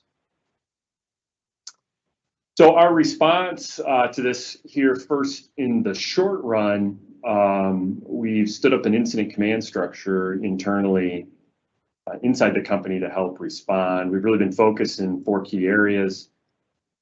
First is trying to enhance our communication and our relationships at the local level. So a lot of these storms seem to track and train over the same communities over and over again. So we've spent a lot of time going out talking to local government and community groups, listening to their issues and the problems that their residents, our customers, have seen, and hearing those stories firsthand. And we're also able to share what our responses have been and how we're going about trying to fix the situation. And so that's really in the next bucket in improve reliability. 2 big ways we're addressing that. The first is through incremental tree trim. So we've got an incremental $70 million of spend that we're pushing out there, and much of that in these hardest hit communities. It's not just tree trim though. We're also doing incremental pole top maintenance work in these areas. So really trying to make these improvements in these areas so we can prevent any reoccurrence of something like this happening again. I will tell you that there's a lot of data that correlates the outages in these communities along with the status on our tree trim program, right? So our enhanced tree trimming program, we're about 72% of the way completed through our system being back on cycle. But some of these hard hit communities, one in particular, about 40% of the way complete with tree trim, in the difference in outages in that community from where they were, where those circuits are back on cycle and where we're still waiting to get out there. Almost a 90% difference in outage volume. So really extreme there. We talked about the backlogs of work, like those follow-ups. So a lot of focus on getting the system cleaned up, getting it back returned to normal. And probably the last area I'd talk about here is particularly in that August 10th storm, we had a little over 400,000 customers affected in just that one event. We got challenged with our ability to provide accurate estimates for our customers. And so we've got a big focus on both looking at the strategies we use for how we deliver estimates, the use of global estimates, as well as how do we provide more specific job level estimates for customers, and then how we tie in and utilize our AMI data and systems to better provide accuracy of outage status and things like that. We certainly heard a lot of feedback from customers, and this is a big area for us to improve. And we're continuing to make improvements and steps with various projects we have going on. So we should see much better performance here going forward. Maybe the next couple slides, really now we'll talk about what we're looking at going forward. On September 30th, we filed our distribution grid plan. And that's really our strategic work plan, kind of outlining the investments that we're planning in the electric system for the next 5 years, and really kind of our vision for grid modernization over the next 10 to 15. Ms. Silverstein spoke earlier, and there's a lot of, I won't speak for my peers, but a lot of agreement from myself and others here at DTE on a lot of the things she talked about in the needs for hardening the system and improving reliability and being able to deal with these extreme weather events. So in our grid plan, really focused on, I'm sorry if we go back to 7. Thank you. Really focused on 3 scenarios. You can see the one in the middle there, that increasing level of extreme weather. Maybe one thing I'll say is we went 7 months from November of last year up until late June of this year without a storm at all. And then the wild swing, if you will, in weather really caused a lot of the 12 numbered storms on our system in the last 12 weeks. That increasing variability and intensity, something we planned in the scenario. Also, increase of electrification, so electric vehicles, heating, and things like that, and how that'll potentially play out in the system, as well as the use of distributed storage, distributed generation, behind the meter opportunities. All of these things bring about potential future scenarios of how the system's going to work. And so in our strategic investments that we're planning out over this time frame is how we end up dealing with each of those. Each provide different sets of challenges for us to look at and how to address. But you'll see that a lot of it, by looking at these different scenarios, we're able to start to envision and plan out our work such that we can address multiple impacts from each of these scenarios. I'll just give you a couple quick highlights on some of those strategic pillars and where we're at. I mentioned tree trimming, and it's something we talk about a lot.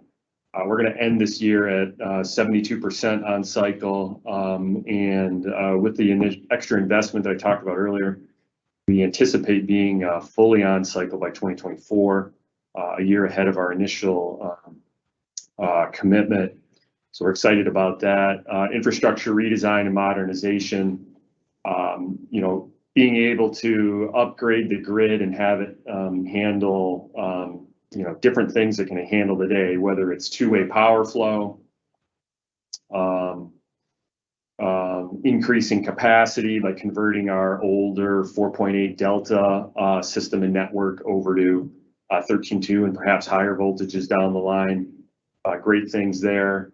Our infrastructure resilience and hardening, looking at while we're taking the time to make those conversions in other areas, hardening the 4.8 system so that we can handle the higher intensity of storms that come through, provide better reliability for our customers.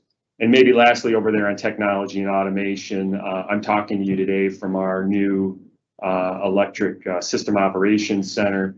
It's bringing together our new ADMS system, It's basically all of the control systems for the electric grid, increasing the amount of automation that we have on the system, and using these technologies to be able to provide faster restoration and greater resilience. Probably because of the amount of time I'm taking, I'll just say here that kind of translates for a plan of increasing investment on our system to be able to increase the reliability and be able to handle these future scenarios that we're talking about. So maybe with that, that's probably a good spot for me to pause and turn it over back to you, Pat. Thank you. Thanks, Brian. We'll go right with Rick Blumenstock from Consumers Energy. Thank you. Good morning. Thumbs up. Can you hear me and see me? Good, thanks. Yeah, I'm Rick Blumenstock. I'm Executive Director at Consumers Energy. I oversee the company's planning functions on the electric side of the business, both generation, distribution, integrated resource plans, system protection. So I'm glad to be here today too. I thought Ms. Silverstein did an excellent job explaining increasing trends in weather. And the point of this first slide, I want to start the discussion around why are storms getting worse? And so Ms. Silverstein did an excellent job explaining, the increasing severe weather. The other half of that that's causing our storms to be worse is just the state of the system and deterioration. This chart was provided in our comments in this proceeding, and it illustrates deterioration on the system. So on the x-axis, we have a gust speed, and on the y-axis, we have incidents, or as Nick explained earlier, outages. You can see from this trend here that once we get above 45 miles an hour wind, we start to see a dramatic increase in outages. Now, the other thing to point out here is that if you look at the last 4 years, 2020, 2019, 18, and 17, if you can read those fine little numbers, those 4 years are on the left-hand side of the family of curves there. So each of those lines represents a unique year, and it gives indication of how our system is deteriorating. So to summarize this, for equivalent wind levels, like let's say 50 miles an hour, you look up at the lines and you can see that we're having more and more outages as the years have gone on for equivalent wind speeds. So evidence of deterioration. Next slide, please. So the next question is, what are we doing about it? We're obviously investing in reliability, hardening the system. And this table here shows the past 3 years of reliability spend and the next 5 years of reliability spend. I want to point out that in 2018, we had $156 million in reliability investment, and this year we're at exactly double that. We're at $312 million. I've provided some of the sub-programs here just to let you understand or get a flavor of where those investments are being made. And I want to point out 4 of the largest categories here. So LVD lines and HVD lines. LVD stands for low voltage distribution. HVD stands for high voltage distribution, but there are lines and it's reliability work, rebuilding our lines. About 3/4 of the way down, there's another large category, LVD lines rehabilitation. So we make a distinction between reliability and rehabilitation, but I want to point out that our investment is focused on lines. When we have catastrophic storms like what we had in August, the outages aren't in the substations, they're on the lines out in the neighborhoods and communities. So we're intentionally focused on investment there. The last item I want to point out is the bottom line there, grid modernization. Prior to 2018, I think we had little or no spend in that category. And you can see that this year we're up to $71 million that we're spending. And that's for some of, I'll say, deployment of innovative technology like automatic transfer reclosing loops and distribution SCADA line sensors and all those types of things. So increasing the capital spend on reliability. Can you go to the next slide? So what are we getting for that? I guess a lot of information here. These 2 tables are in the report and there's some narrative there, but I want to make the point with this that where we make investment, we see immediate and market improvements in reliability. So that upper table, that blue shaded table shows the investment we made in 2018 to 2020 by year in some of our low voltage distribution zones. And you can see that the number of outages in the prior 3 years to the investment to the number of outages afterwards is dramatically reduced. So where we've made investment in the distribution, we see a dramatic decrease in outages. The bottom table Particularly the left-hand side shows 18 lines that we rebuilt, and those were 46,000 volt lines, we call HVD lines. And since we've rebuilt them in 2018, there's only been 2 outages on those, and then the entire set of lines. So reliability has really improved. Prior to rebuilding those lines, the reliability on those lines were poor, and that's why we had rebuilt them. So next slide. Forestry is a big part of resiliency and hardening, and or resiliency. And I'm showing here the amount of investment or expense in forestry, and also showing the amount of miles that's allowing us to trim. So on from a dollar perspective, we've been $50 to $55 million each year in tree trimming, and in 2021 we jumped up to $84 million. And by the time we get to 2025, we expect to be at about $120 million a year on tree trimming. That does wonders for our cycle time on trimming. So how often do we get out to our circuits and get to trim them? In 2018, you can see there on our low voltage or our distribution, we trimmed about 3,200 miles. And by 2025, we hope to get just under 8,000. That's going to take us from a 14-year cycle to a 7-year cycle. Next slide. So what do we get for the forestry spend? Obviously, we get improved reliability, less tree outages. So I've got a couple graphs here that show 2 different configurations on our system, an 8.32 kV and a 24.9. In those bar or in those line charts on the right, year 0 is when we did trimming, and then we show the previous 3 years and the next 10 years. But it shows that the faults per mile go down dramatically once we do tree trimming. So immediate benefit for customers. Next slide, please. I want to finish with some comments on the August storm. So after major storms like what we incurred or had in August, we do what's called an after action review, where we critique ourselves, basically give ourselves a report card on what went right and where can we improve. We track those improvement initiatives, and we make sure in subsequent storms we're getting better and better.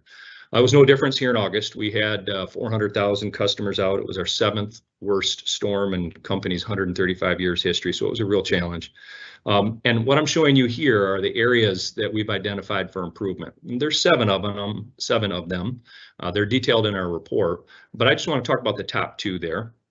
And the first is resourcing storm roles. So we had 3,700 full-time employees working in this last storm for restoration, a significant number. But there's more than just the line workers out there restoring. There's a whole army of people behind them doing damage assessment and wire downs and supply chain and dispatch and just a lot of roles. So we found ourselves at times limited on resources. And so what we're going to do going forward is we're going to open up the opportunity for storm duty to all employees at the company, encourage them to get involved. And if we can provide training and they're willing, we can have more resources, and that will help with resourcing. On damage assessment, we during this past storm, it took us a few days to get out and assess the damage. And you can't fix it if you don't know what's broke. So what we're going to do there is we're going to revamp our entire damage assessment process. We're going to get more people involved with damage assessment, and more importantly, we're going to get some tools and technologies that are going to better translate information in the field, what's going on, to the people that need it, the line crews, or dispatch, or supply chain, and that'll be an area of improvement going forward. I'll go to my last slide. And this is the strengths. So an opportunity to accentuate some of the good things that we did. There's 5 items here. I'm just going to talk about the top 2. We do, when storms come through, we do have some predictive analytics based on weather and history showing or indicating where we believe the damage will be and how much workforce we'll need. We did that in the storm in August, on August 10th, and we pre-staged 24 crews in what we thought would be high impact areas, and it turned out they were highly impacted, and we were able to restore 36,000 customers overnight. So before the sun came up on our first full day of restoration, we already had returned about 10% of the customers that were interrupted. And finally, use of field control. We have enabled our field forces to do switching, establish clearances, and get work done without having to go through dispatch. We do that safely, but that really was a great strength in the storm and restoration and accomplishing it quickly. That concludes my prepared remarks. Thank you for your time and attention. Thanks, Rick. We'll move right into Dave. Isaacson from I&M. Thanks, Pat, and thank you, commissioners, and those that are in attendance to the technical conference this morning. I'll cover this at a fairly high and brief level. If we go to the next slide, please. Just for reference, we serve in the very southwest portion of the state of Michigan. We have 6 counties that we serve in, about 130,000 customers. There's three elements that are unique to that part of our service territory. One is that we have a very rural population in that area. So the 130,000 customers are spread across a fairly rural profile. The other factor is it's fairly heavily vegetated, and that part of the state attracts a lot of tourists for that reason, but it also creates some challenges in terms of serving customers. And the last is we have Lake Michigan, and Lake Michigan has some influence and effect on weather patterns. So those three elements influence a lot of what I'll be talking about in a moment in terms of our work plans. If we go to the next slide, I'd like to highlight just briefly the August events that we saw in our service area. And the first of those began actually on August 9th and went into August 10th. One of the things that we do not see often, if at all, in our Michigan service area is flooding. And Bridgman, Michigan received 7 inches of rainfall in a fairly short period of time. And unfortunately, that community had a significant flooding event. It influenced one of our substations. And as a result of us having to de-energize that location, we lost power to about 15,000 customers. And so over time, we worked with the community to alleviate that flooding. And as soon as that was alleviated, we started to restore customers back to those areas. Over the course of the next few days, we saw a series of 3 additional events, all of which were more wind-oriented. And as a result of that, we had a peak outage count of just under 21,000 customers. And as a effort to restore customers, it pulled in crews from across 6 different states. One of the advantages that Indiana Michigan Power is afforded being part of American Electric Power is that we can call on our sister companies. And because this particular series of events affected a large region in the Great Lakes, mutual assistance was relied upon within our own company. So we pulled in crews from from a total of 6 states to assist 900 personnel. And as a result, we were able to restore 70% of our customers in under a day, 94% in under 2 days. And we had just 2 customers affected that went beyond 3 days. And those 2 were in very remote locations. And it took a considerable amount of effort to get back into those, first to clear routes back to where we could do the restoration. If we could get to the next slide, I'll just highlight quickly some of the customer focus engagement items.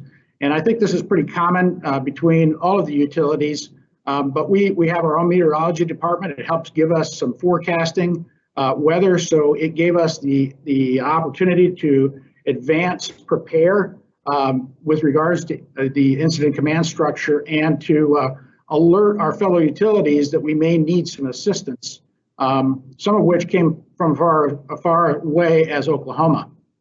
We started damage assessment and hazard mitigation immediately following the initial events. And that's important, first, to protect the public, and then second, to identify where we need to focus our attention in terms of restoration efforts from a prioritization standpoint. We had a series of customer engagements between mobile alerts and social media, and then from the website that interactively shows where we have outage cases. And this particular event, with a series of them happening in a fairly short period of time, kept those systems very active. And lastly, I just want to highlight a couple of things that we're looking at toward the future. One of those is a full AMI deployment. We're one of the few Michigan utilities that does not have that yet. By the end of this year, we're at about 20% deployed in our region. By the end of next year, we'll be 100% deployed with AMI meters. And that will give us a better indication of when we actually have an outage and when we've actually restored customers. So we'll be more accurate in terms of reporting. It also gives us the advantage of doing some predictable analysis. It doesn't affect necessarily weather events, but it does affect the blue sky day events that we'll see, where we'll have an event that occurs causing customers an outage case, whether it be due to hardware or some other incident on the line, we'll start to see those patterns at a customer level through the AMI system.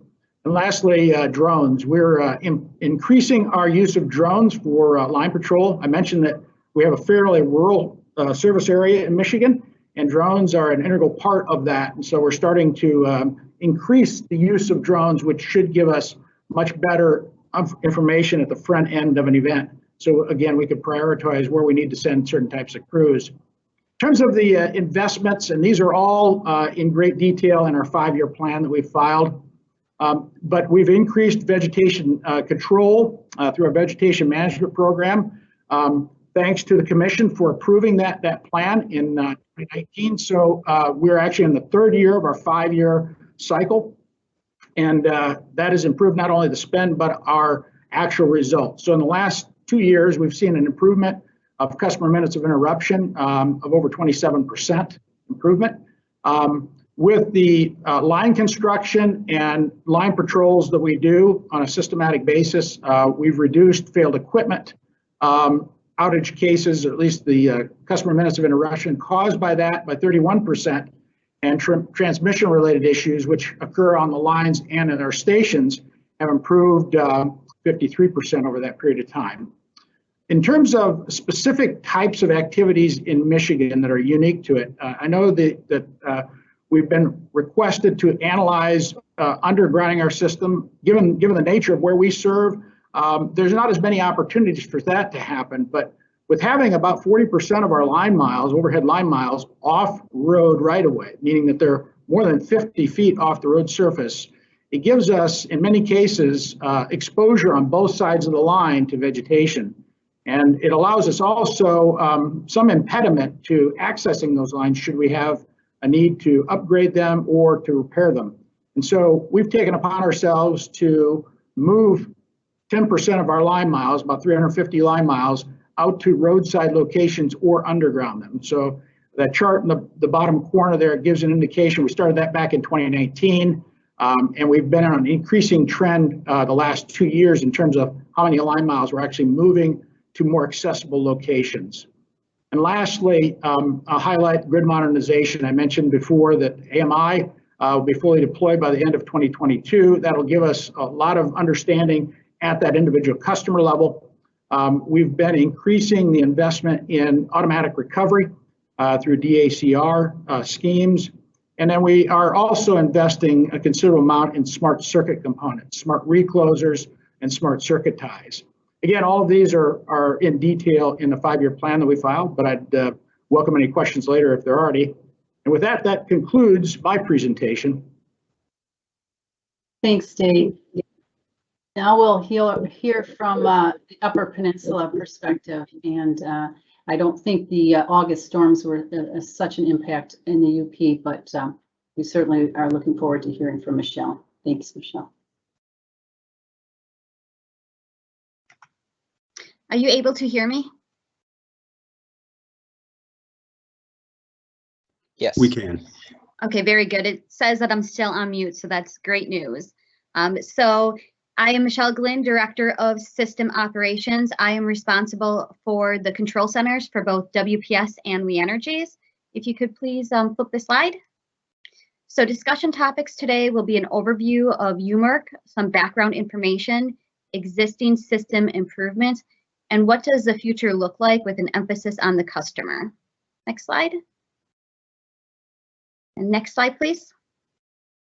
So WEC Energy Group. So for electric distribution operations, we have We Energies, WPS, and UMERC. I'm not going to concentrate on the gas side. Next slide. So for UMERC, we have about 36,000 electric customers, 5,000 gas customers. And for electric service, a majority of that population is provided, services provided by We Energies. And then the Menominee, Michigan area, natural gas and electric service is provided by WPS. Next slide. And on this slide, I just would like to emphasize one piece, which is the most reliable utility company in the Midwest is We Energies, and We Energies does provide the service for UMERC. Next slide. Next slide, please. So some background information. UMERC was not impacted by the August event, and it did not require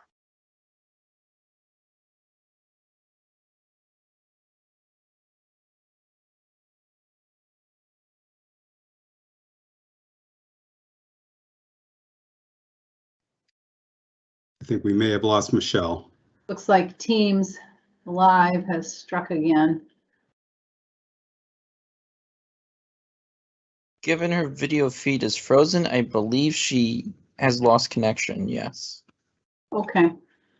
Well, we could jump to the Q&A if Michelle's able to come back. We can just transition to her. Does that sound good? Okay. All right. So again, some of these questions were gleaned from stakeholder comments and those that we thought would be of interest to the commission.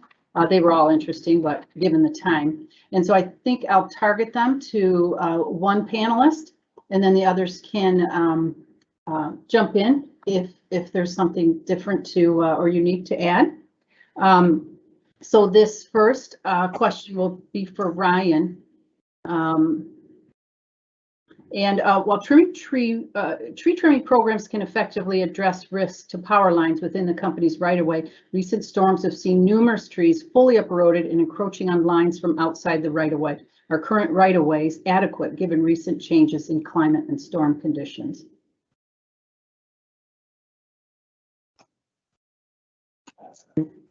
There he is. There. Thanks, Pat. Sorry. That's right. Yeah, so I appreciate the question. I think first is a recognition is the value that tree trimming really delivers on the system. We've seen kind of the global average here as we've been doing our enhanced tree trimming program of a 70% improvement. Yet when we do have those really big storm, really big wind events, we will see trees toppling and impacting our system from outside the right of way. So, one thing we are doing is we work with homeowners as we go through and do our planning process as we go, and execute our program to try to identify any dead or dying trees that we might see out there. In those cases, we try to get agreement or we need to get that agreement from homeowners since it's outside of right of way to be able to take those trees out and make them safe. So certainly a challenge for us given the large canopy and things like that in places across our service territory. So we are looking, would welcome opportunities, look at how we expand and increase, how we address some of those trees outside the right of way. I'll just say one other last thing we're trying to bring new technology to bear to help us gather more information. So we have started the use of LiDAR. So getting a lot of feedback and data from that kind of radar-based system to help us get insight on where the trees are, species, growth rates, and things like that, and be able to help us identify some of those issues. Thanks, Ryan. Any Rick or Dave, anything to add? Yeah, Pat, I'd like to add to that. The question asks, are current right-of-ways adequate? And my understanding of our, not only the right-of-way, but the circumference that we trim around our wires is 10 feet. And like I had said, we come back or hope to be able to trim our circuits on a 7-year cycle. So just think about your own yard. The trees go pretty quick in 7 years. And so, as you drive home tonight, take a look at some distribution lines and you'll see that there are overhanging trees and branches, and a more rigorous standard would certainly address trees, which is really the #1 outage that we see on our system. So clearing ground to sky, it has impact on communities and customers. That's a bit difficult, but I think we do have to tackle the tree right away and the clearances that we have around them. Thank you. Yeah, I'll just echo basically what Ryan and Rick have mentioned, but as we've analyzed the circuits that we've cleared since 2019, we've seen on average, an 80% improvement in reliability specific to tree-caused events. So that's a significant improvement in terms of the value that we would expect to see in maintaining a certain standard. The only other thing I'd like to add, and I think it was alluded to in some of the questions that we got, is around removal versus trimming. And we've taken a pretty aggressive approach to that. On average, we will remove 130 trees for every 100 trees we trim. Of course, that's requiring us to work closely with each property owner. It's very time consuming, but it does pay dividends in the long run, because as we start the next 5-year cycle, we'll see not only a reduced number of trees out there that we have to maintain, but we should start to see a vast improvement from a reliability standpoint, both during blue sky and during inclement weather days. Okay, thank you. This one I'll direct to Rick first. While asset replacement plays a key role in grid transformation, can you speak to the role that routine maintenance and asset inspections play in grid reliability and resilience? In an ideal world, the system and its operators would be able to detect and prevent problems before they occur to the greatest extent possible. How is your company using the routine inspections and the subsequent results to maximize the efficiency of capital replacement programs? Yeah, thanks. That's a good question, and something that I think consumers, and I'm sure other utilities, but we do a really good job, in my estimation, at maintenance and inspections. We inspect our high voltage lines with a helicopter and special technology, corona camera, infrared camera. We do that twice a year. That's the backbone of our system.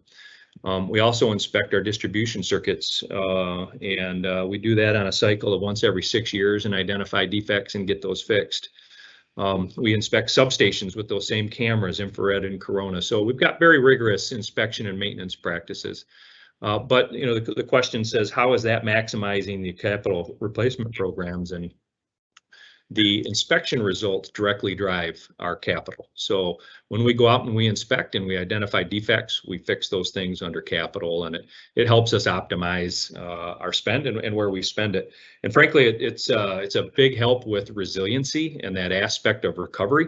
So to the extent we can fix defects before they become outages, that frees up our workforce to work on actual outages that could not be avoided. So thanks, Rick.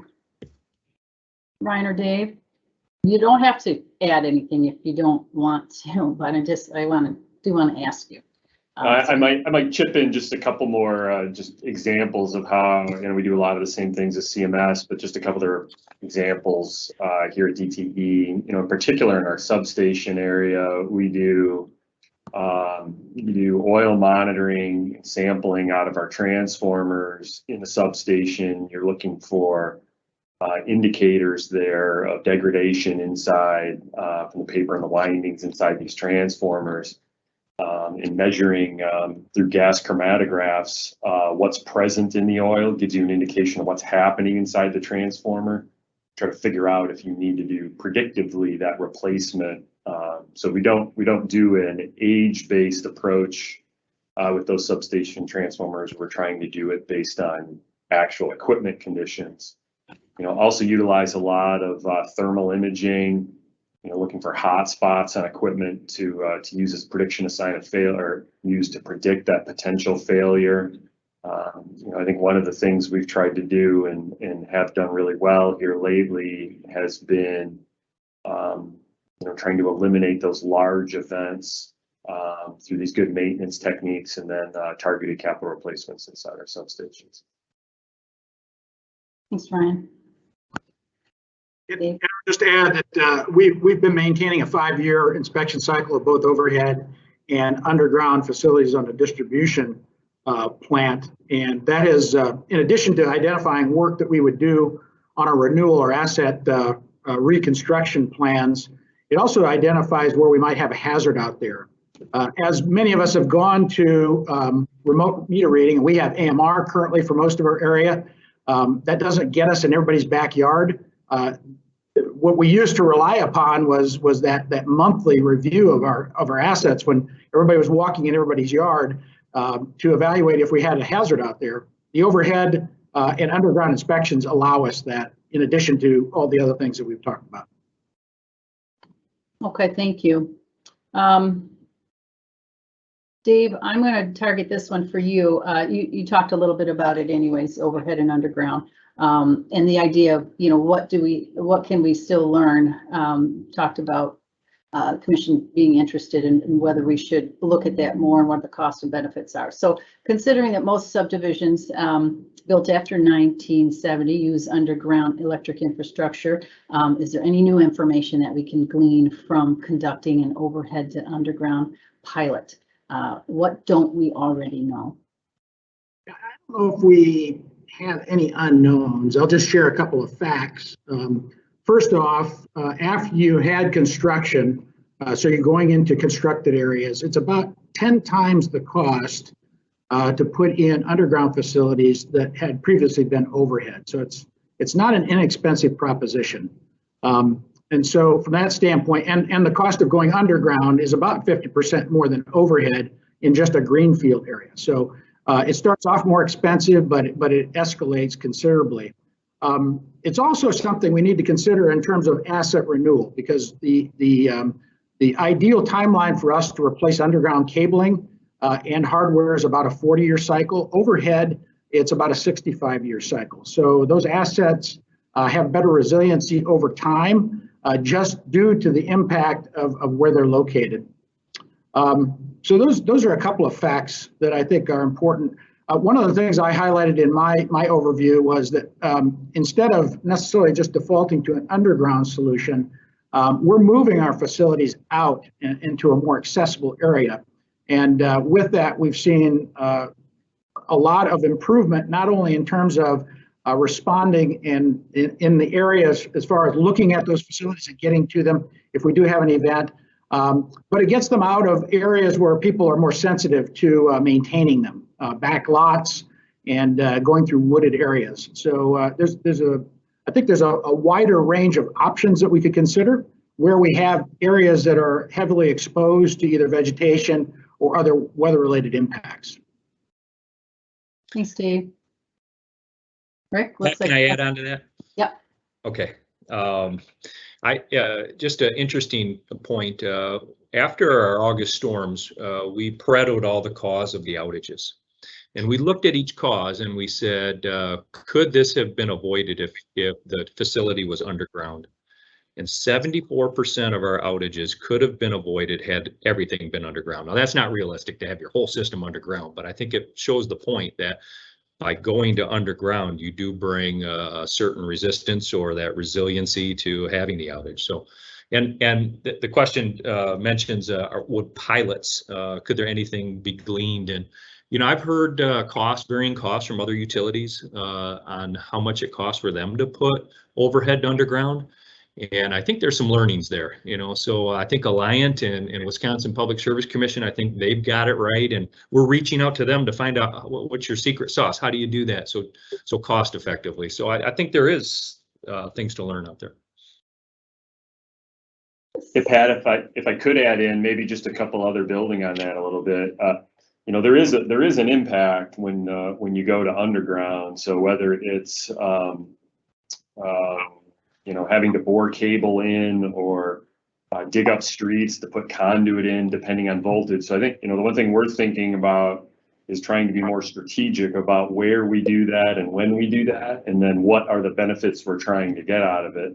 The other thing we're considering, it's not just the outage that gets avoided for that particular customer, but on any kind of given wind event that comes through, the more you can take down the total number of wires that you have to put back up, then speed overall restoration. So I think there's a real strategic lens. We're hoping to learn from others as well, and or we can drive that cost down on install or on conversion. The more attractive it's going to look. Thanks, Ryan. And yay, Michelle is back. So we seamlessly went ahead without you, but we would love for you to pick up where you left off. And we even kept your slide up, so you feel free to, or if you want to go back a slide just to get your thoughts, but you can just take it away. Yeah, no, this is good, and I apologize. IT had to quickly reinstall Microsoft Teams for me. Yay. So it got uninstalled in the middle of the presentation. Awesome. So I'll quick go back to that first bullet point, which is Newmark was not impacted by this storm. However, We Energies had about 240,000 customers out, and WPS had just over 30,000 customers out. Again, no impact. But storm restoration costs for the month of August was 150,000. Newmark's territory has been very fortunate. We have not had any major events this entire year, so no major storms. However, they've all been, WPS and We Energies has been impacted quite a bit this year. So our typical storm response, and the one that we did take for the catastrophic storm for WPS and We Energies, is we do activate our incident command. And typically we do that before the storm comes into our territory. We are constantly monitoring the weather. So for the August event, we knew that it was going to hit WPS and We Energies.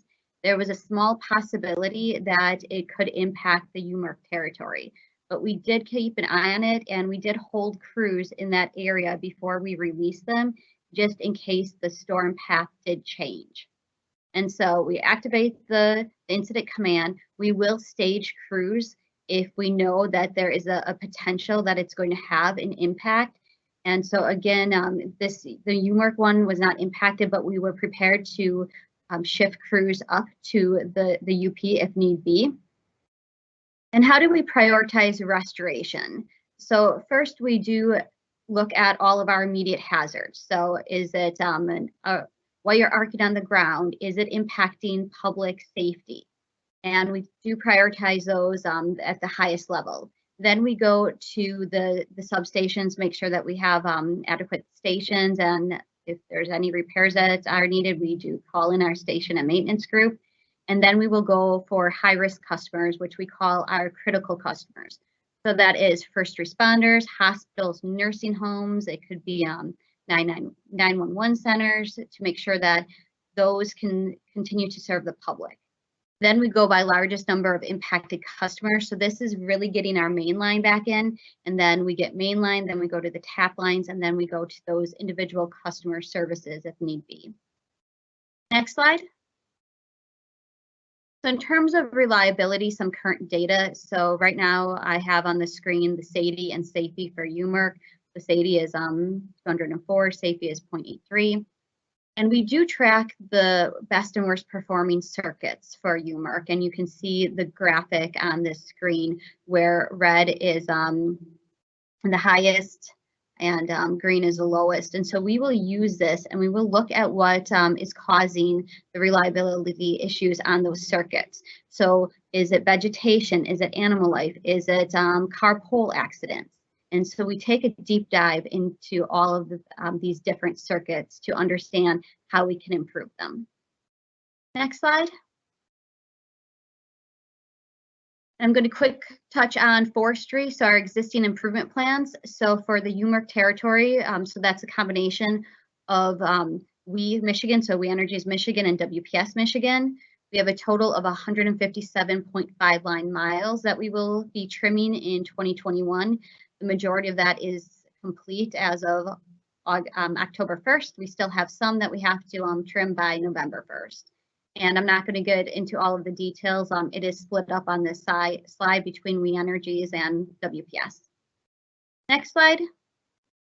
So our existing improvement plans. I don't have this listed on the slide, but I did get the information from finance, so I do want to provide our budgeted improvements for electric distribution. So for 2021, the budget was 10.5 million. For 2022, it will be 11.5 million. And for 2023, it will be 12.5 million, and it will continue to go up in 2024 and 2025. And so how do we prioritize the upgrades? We do assessments of the circuits, and as I mentioned before, we do have detailed reports about the worst performing and best performing circuits. And then we look at the cause, and we prioritize the investments based on the lowest reliability metrics. And when we look to do the upgrades, we look at should we replace the conductor? Should it be focused on the poles? Is it something we can potentially move from overhead to underground? And what other automation devices might make it more reliable. So we do a full analysis with our engineering group to make the most appropriate upgrades for the customers. Next slide. So what does the future look like for customers? So we do have a mobile app where customers can track their outage. They can track their estimated time of restoration. They can track what is the cause of the outage. So that did roll out to UMERC customers for Reenergies this year, so early 2021, and WPS it was the year before. And the other thing that's really neat about this mobile app and was very successful in helping us come up with EQRs for the Reenergies catastrophic storm is customers can submit photos. And when customers submit photos, we do get an idea of what caused the outage, what type of material the crews may need to bring in, and that really helps us come up with an EQR. It helps us in blue sky situations and in storm situations. And then when we get all of this information, we can proactively push that information to customers. And it's really up to customers on their preference. Some customers still really like the phone calls. I like to get a phone call when my EQR is set by the crew. Some customers like text messages. Some customers want to go into the app itself to self-serve. And so that really is what the future looks like. I do want to just quick touch on EQRs because I know that was a question that came up. And when we look at EQRs, we are fairly good on blue sky days. So we measure our EQR accuracy on a weekly and monthly and annual basis. But when it comes to storms, we've gotten better over the years. So if there's a small storm, medium storm, or a catastrophic storm, we try to set the EQR for all customers. We call it a global EQR very quickly. And we've been very successful on those global EQRs. Global EQR for our definition is when will all the customers either be restored or have a restoration crew assigned to it. And after that, then we go to the individual outage EQR. And we try to get an assessment before we set that EQR. So it might be a patroller going and trying to figure out what caused the outage and what material is needed so that when the crew has that, they have everything they need to restore and they can set that EQR right away. And it's been very successful for our customers. And again, it's something that's a key metrics for my department.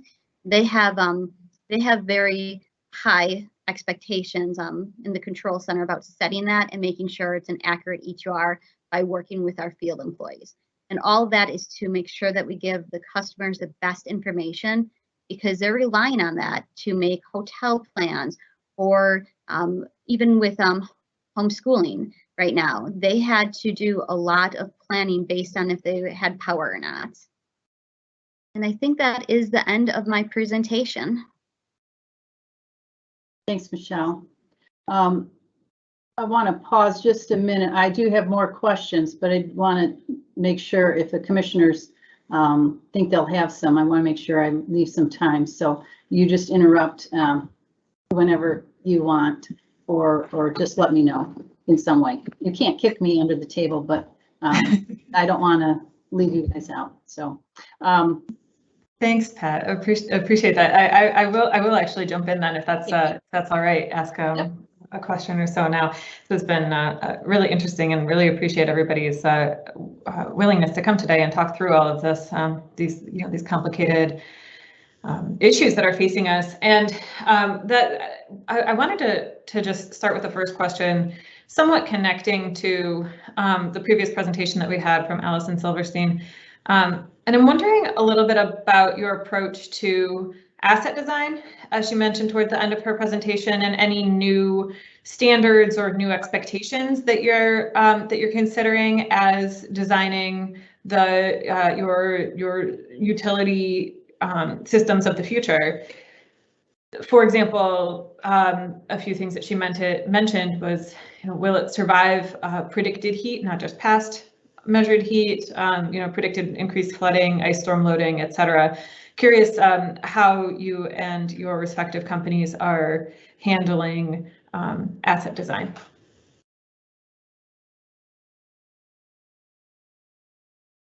Yeah, Commissioner, I can start. So Indiana Michigan Power, along with the rest of American Electric Power, in this particular region has gone to NESC heavy criteria. So that that standard is 1 inch of ice in a 40-mile-an-hour wind. And we've seen that that's enhanced our ability to be more resilient when we have extraordinary weather conditions, not just in the blue sky or in minor storm events, but in major storm events. The volume of damage that we'd seen through the series of events in August, for instance, was considerably less, given the wind speeds that we saw, than what we would have anticipated experiencing 6 years ago prior to going to NESC heavy. So that's one area. The other area that I highlighted in just a high-level overview is some of the grid modernization efforts. And those don't necessarily improve our outage cases, but they do improve our ability to respond quicker. And those would be around just having smart technology out there on the system, not only to identify where we have a problem, but to give us a better indication of what the extent of that damage might be. I'll add to that, Dave. From Consumers Energy's perspective, we're doing something very similar. We're using higher class of poles. And the idea is that when we have a failure in the field, if it breaks the pole, it's usually going to take a lot more time to restore than if just the crossarm breaks. So through intelligent strategic design, we design a failure that's easy to restore, and it makes the restoration much quicker. We also use tree wire, aerial spacer cables, excuse me, and other, I'll say, innovative ways of bringing resiliency. Last thing I'll mention is we also have a lot of grid modernization investment that's aimed at restoration. And one of the key areas that we do that is through our automatic transfer reclosing loops that innovative, wouldn't have been able to do that years ago without the communication abilities that we have now. But now that we have them, we're deploying it around our system. It's really paying benefits. You know, I could chip in with maybe a couple other items the way we're looking at. So similar to my peers there, we're doing those items. You know, we in the rain event that hit in late June impacted 2 of our substations in an area that seems to be prone for lots of flooding. And so thinking going forward, we're not going to build back the same. We're going to be our improvement plans there will make that difference so that we can, you know, not have the same impact to our system given that flooding event. So I think some forward looking there. And I think the other interesting thing when we talk about heat is for us is really a capacity issue. And so, you know, the more and more air conditioning load, and you layer that on with future electric vehicles and things like that, trying to be real proactive about looking for constraints out in the system and trying to build that in to you know, to allow folks you know, to enjoy things like that. And I'll quick just piggyback off of the electric vehicles. I do know that the engineering group is looking at that, and as more and more customers get charging stations, they really are taking a proactive approach with design.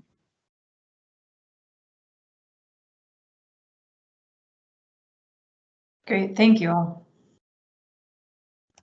Any other commissioner?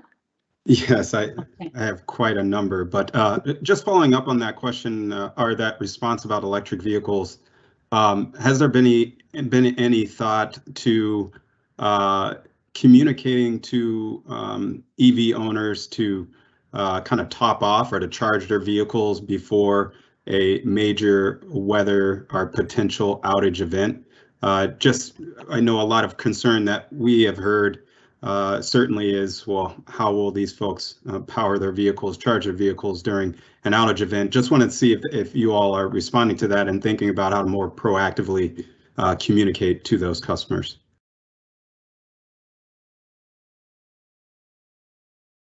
I will say, you know, the need for kind of perfect power and kind of demands from our customers are only going to go up as the reliance on those items, you know, kind of continues. I think the more we can interact and provide the information we have, you know, multiple meteorologists on our team. All of us have like 5 or 6 apps that tell us the weather. So, you know, trying to share that information in a with our customers will be really, really important, letting them know the potential of what's out there, and finding ways to you know, let them be proactive in that nature will become you know, even more important.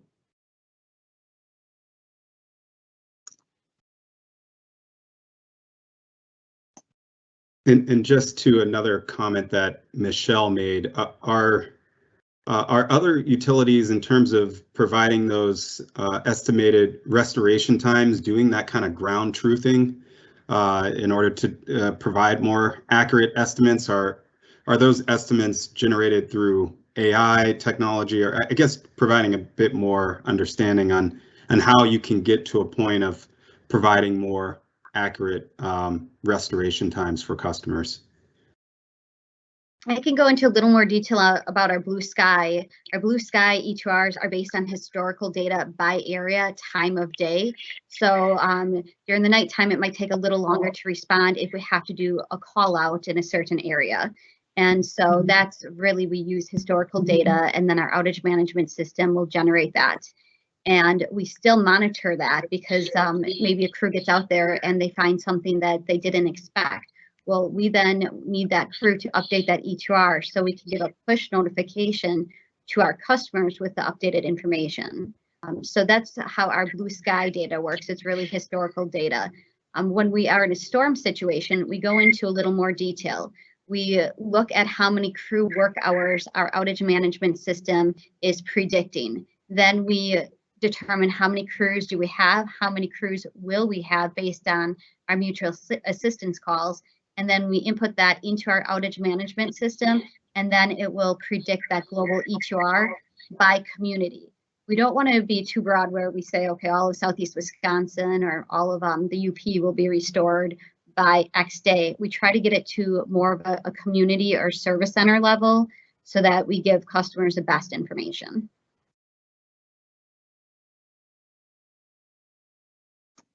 I might say we follow a real similar process to what Michelle laid out.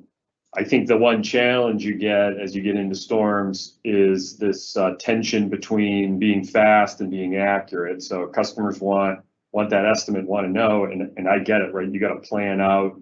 You're going to have a multi-day event. You know how you're going to deal with that.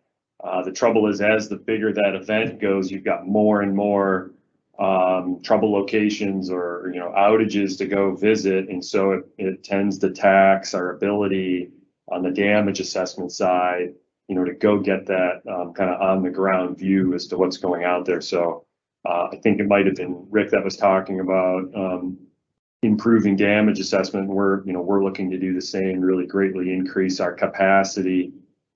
More capacity we have allows us to get better eyes on it so we can get better information quicker for our customers. I think Dave might have had something to say. Is that true, Dave? I just wanted to add to that. I think exactly what everybody shared already. Once we've gotten down to the individual outage case, and that's on the ground, we rely on our crews to update that ETR to be a more accurate understanding of when those customers affected by that particular outage are going to be restored to power. So we'll update that on an ongoing basis throughout the event itself with field ETRs, and those are just more tailored to that particular location.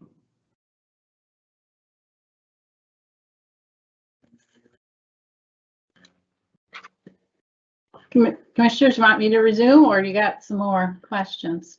We have about 5 minutes left. Admittedly, I do have one or two more, okay, but I want to ensure that Commissioner Paratic and Chair Scripps ask any others that they have.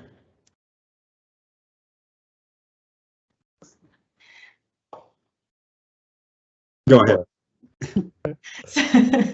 I wish we had longer to go through all of these. Thanks, Tremaine.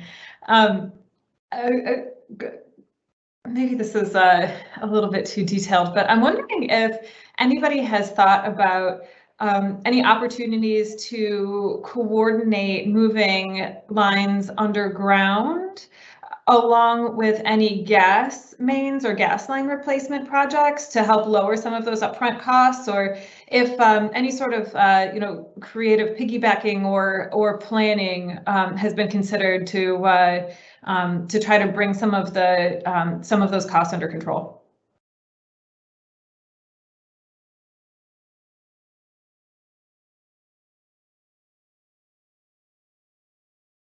Commissioner, I can start. So we had an experience with that. We went ahead and rehabilitated all of our underground downtown network systems. And during that time, we had to work with each of the communities. In many cases, there were gas main replacements that were going to take place.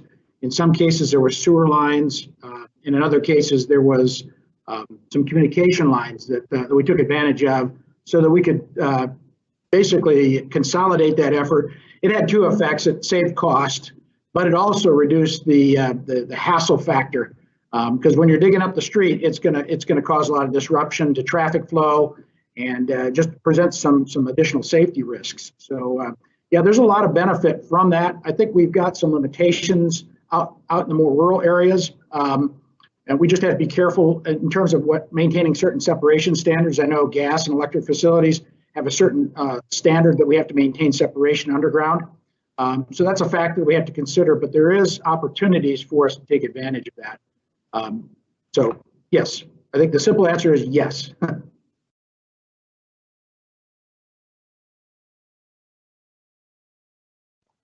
Thank you, appreciate that.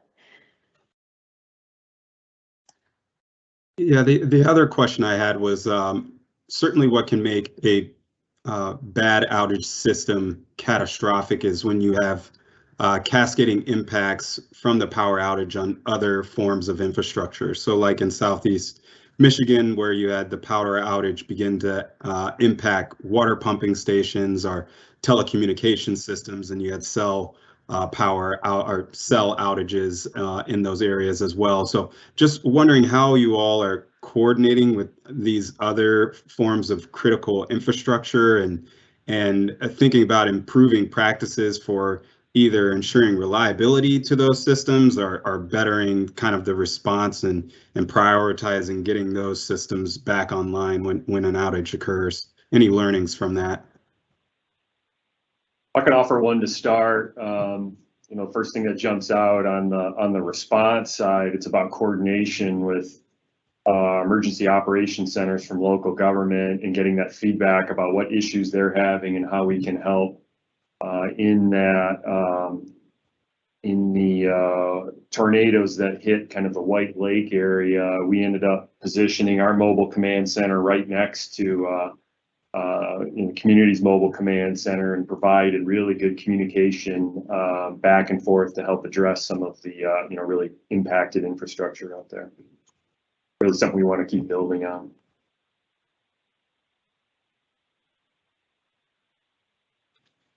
Yeah, I'll add to that. We do prioritize critical infrastructure at Consumers Energy. It's on our radar, and we know where those locations are. But I thought Ms. Silverstein had a pretty good suggestion. I want to echo that. Perhaps expanding use of solar or generation or microgrids at these locations. It could be a good opportunity to as she said, decentralize the supply and at the same time help some of the critical infrastructure. So I thought that was a really good idea.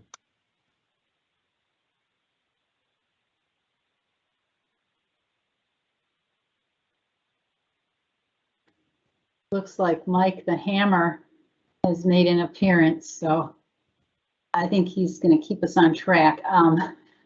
I do want to thank everybody for participating in this panel. It was really informative, and you could tell, I didn't even get to the questions we developed ahead of time. The commissioners were very keen to have this Q&A, so thanks for your spontaneity in answering these questions.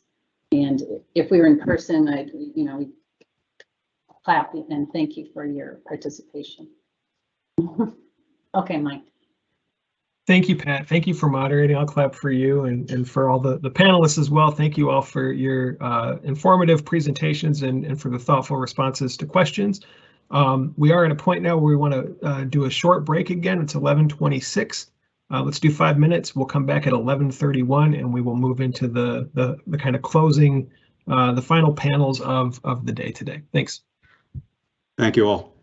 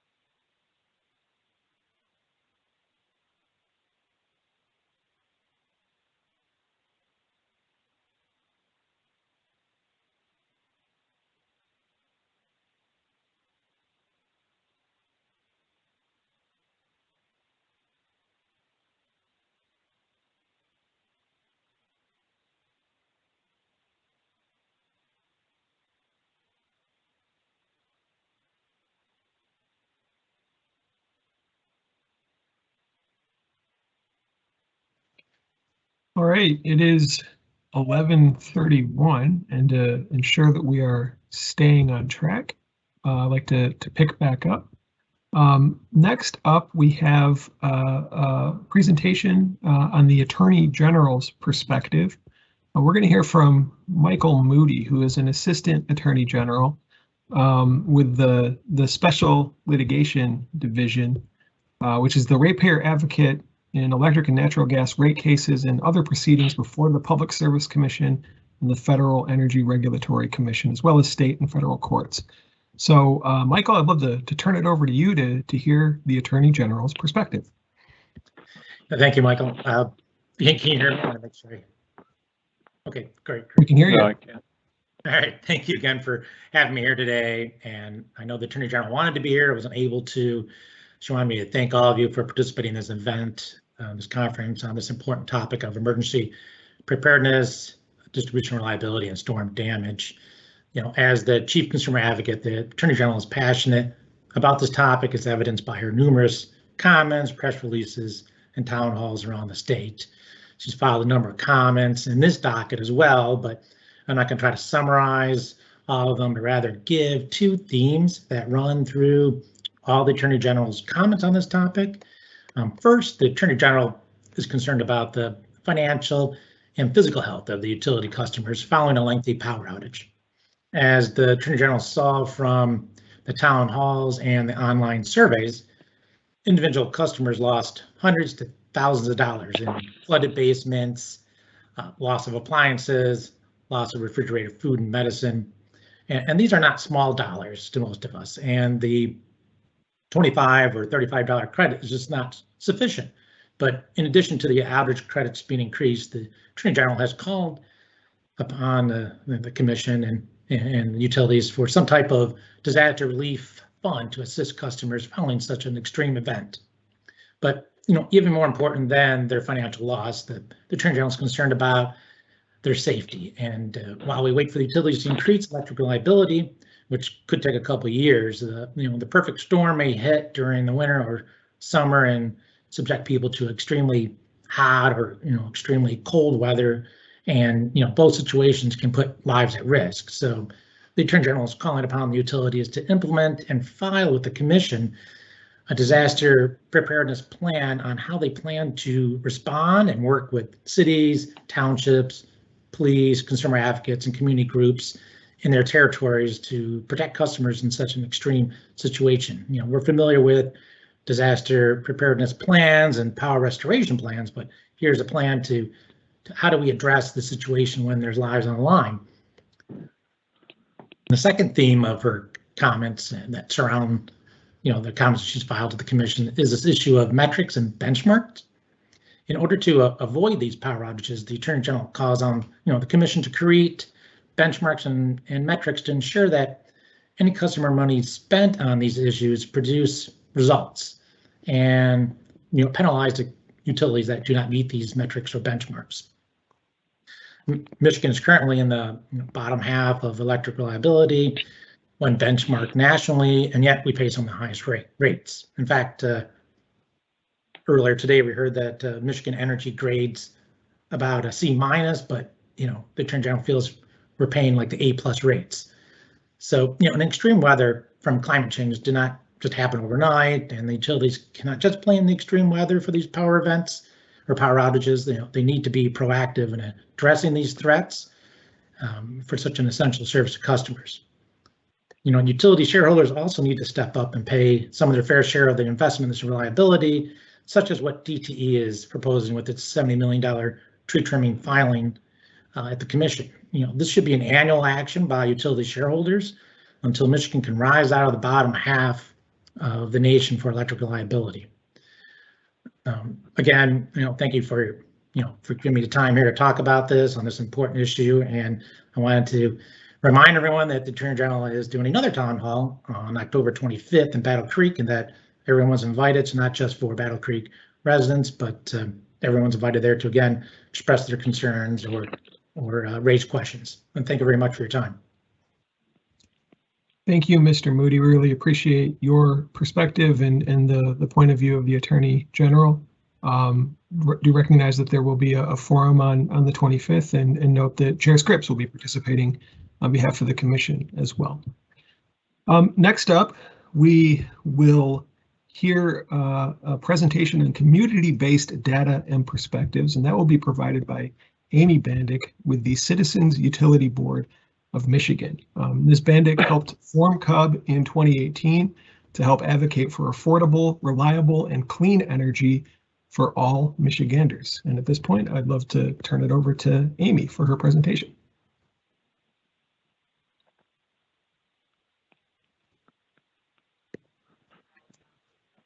Make sure that Amy is here or is on,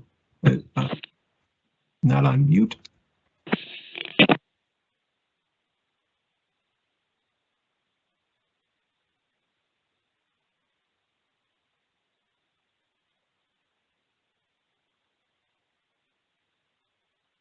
It's possible that that Amy is not available at the moment. So perhaps we can take a moment to try to see what's going on there. And Alex Marisi, I'm not sure if you're on right now and if you're aware of whether the rest of your panelists have arrived, but we could potentially move forward in the agenda at this point and try to reach out to Ms. Bandick and see if we can offer her an opportunity later in the program. Mike, I'm not sure either, but I can take a peek.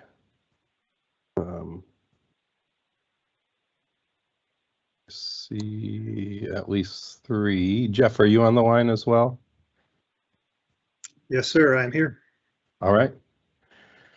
Well, if we can do that, then maybe we'll move ahead to the next item on the agenda. This will be a panel discussion on the customer and community-based experiences.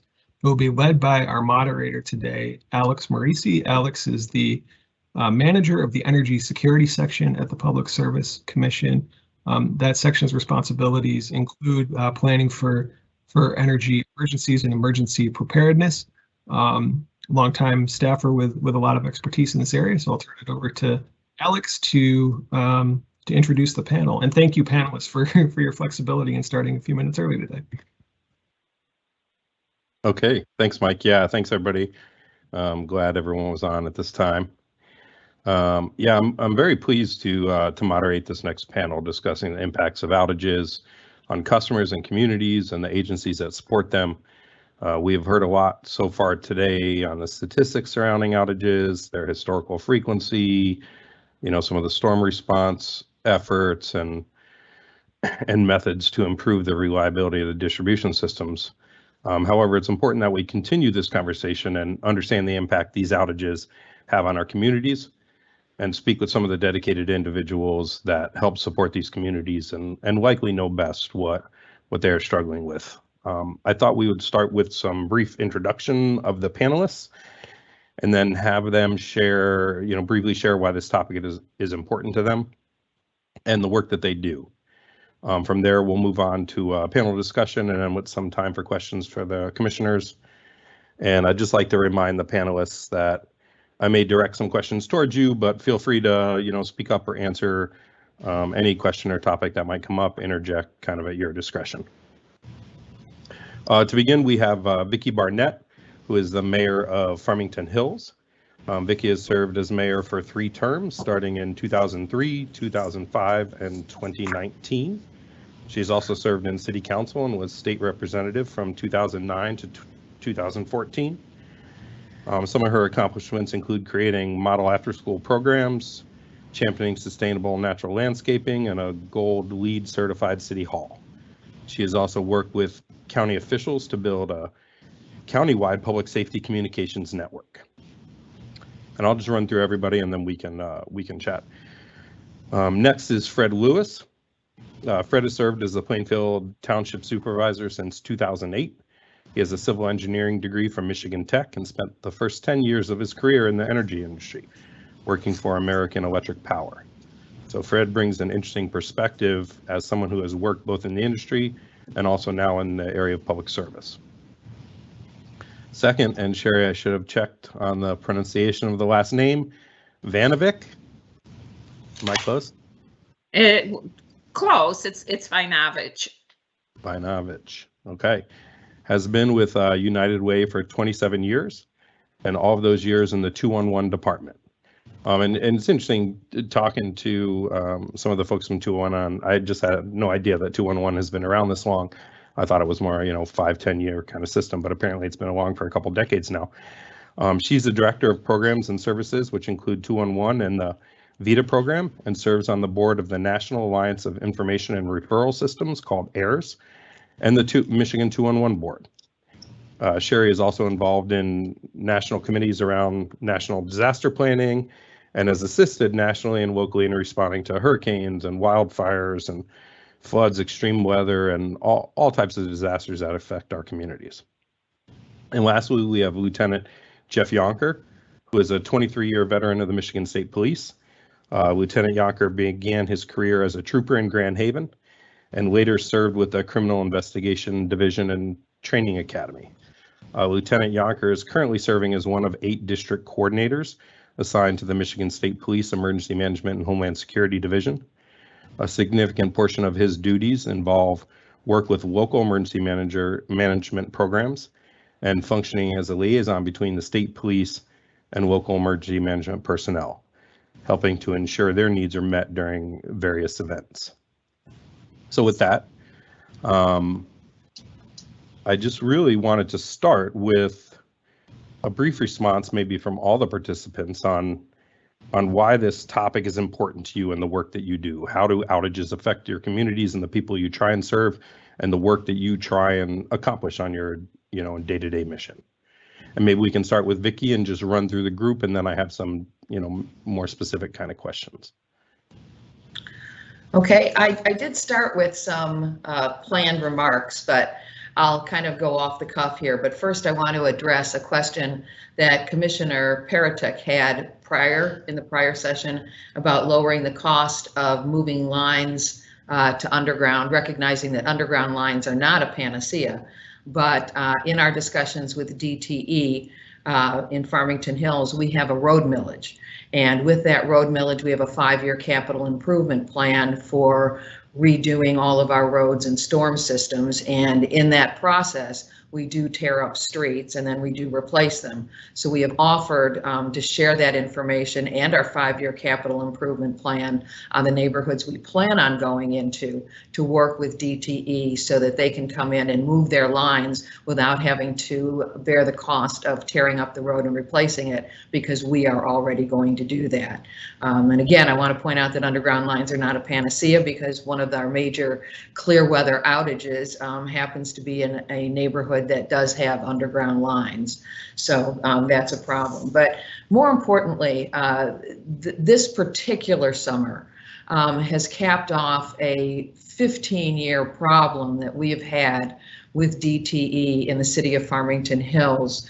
And with that problem goes the fact that we are trying to, we're home to several Fortune 500 companies.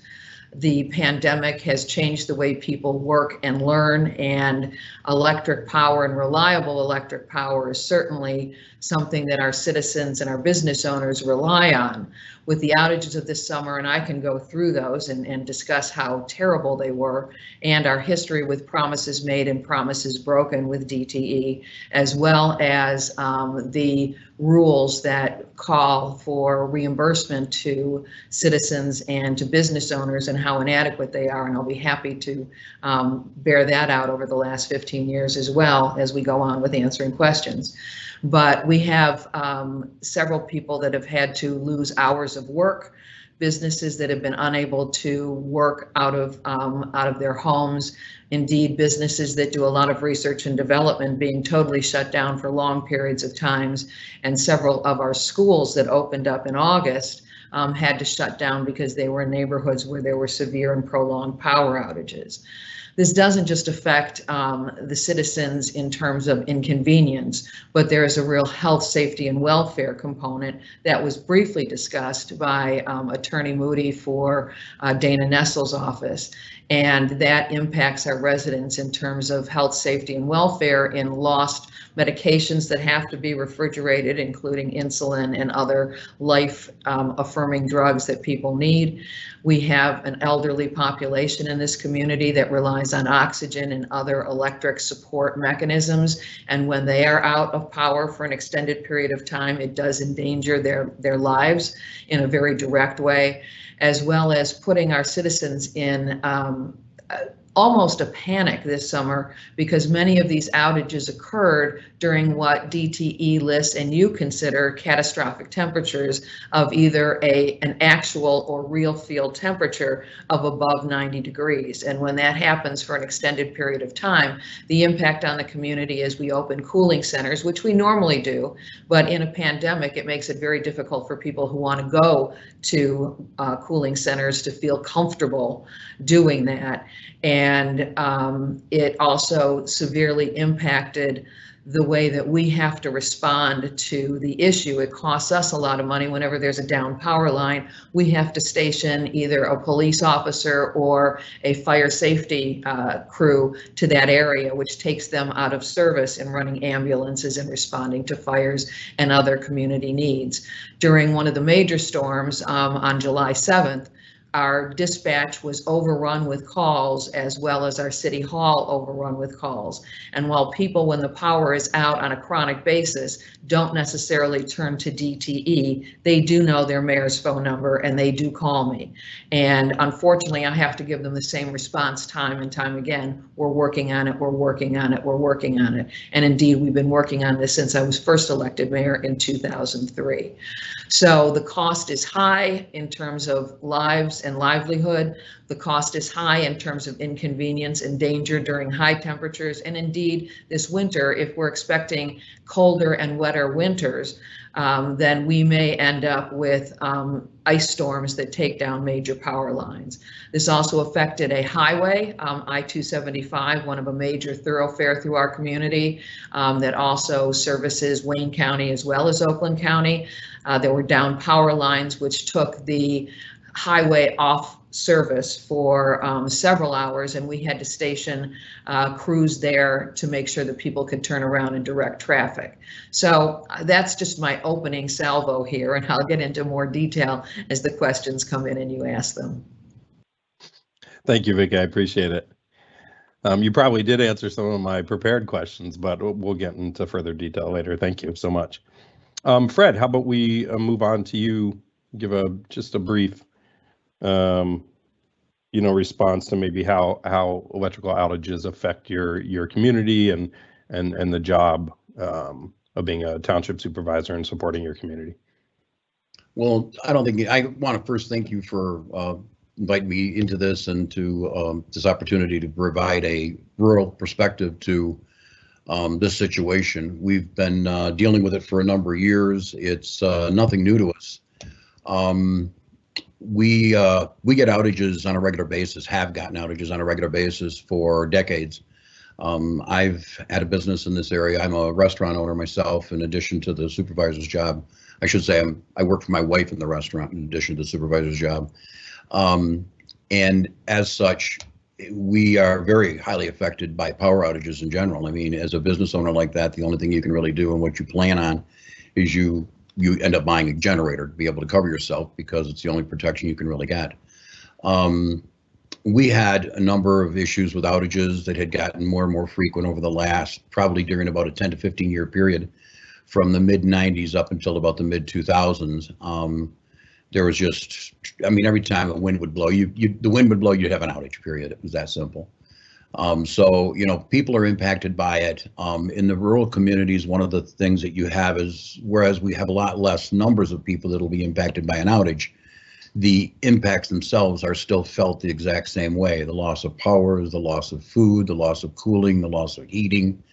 When you're up in this area, and then the remoteness of some of these places, the ability to get in there for essential services personnel becomes difficult. when they can't communicate back and forth with people. Our cell coverages are very spotty, so people depend on landlines. Even though most of our lines are underground now, a lot of the people don't have old rotary phones or old phone systems they can plug in. They're all run off of a electrical system with an answering system, so they don't work.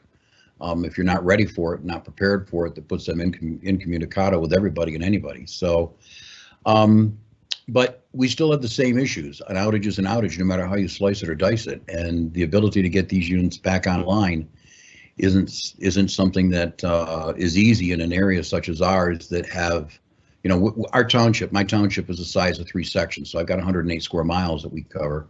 And about 40% of that is national forest, the Huron National Forest. So you've got lines that are traversing areas from one end of my township to the other. I'm 12 miles from one end of my township to the other, and in between there I've got about 4 miles of national forest, but yet you've got lines that are going across that and traversing that. So we've got huge amounts of lines that are already in densely wooded areas, which just lend themselves to failure every time a wind blows and a storm comes. So they have changed some of the ways that they've been working on it. Consumers has been responding to it. So, and we can get into some of the details again later on about that and how we've handled it and what we've worked with consumers to change, because we've worked with consumers and they have responded to us in a number of areas that we've needed change. We've needed better service from them.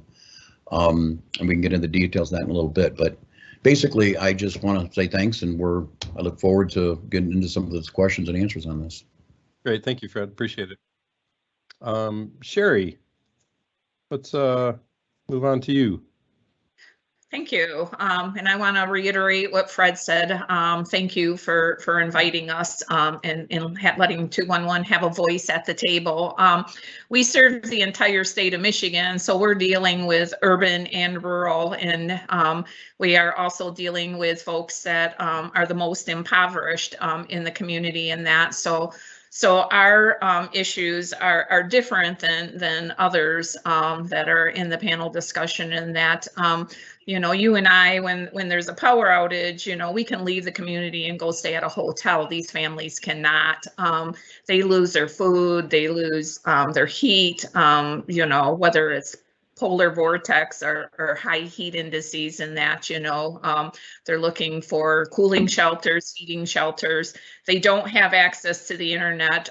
When I was listening to the panel discussion before, you know, we're talking about directing people to the internet to get updates in that, and you know, there is a percentage of the population that cannot do that. You know, so they're calling 211, wanting to know when their utilities are going to be restored, or how do I replace my food? I've used all my food stamps up. I don't have any left. You know, I'm on oxygen. I don't have a family that I can go plug my oxygen into, and that, you know, and it's a challenge for us. We don't always have the answers for them. There's not always cooling centers or heating centers that we can send them to. The homeless population, the shelters are full.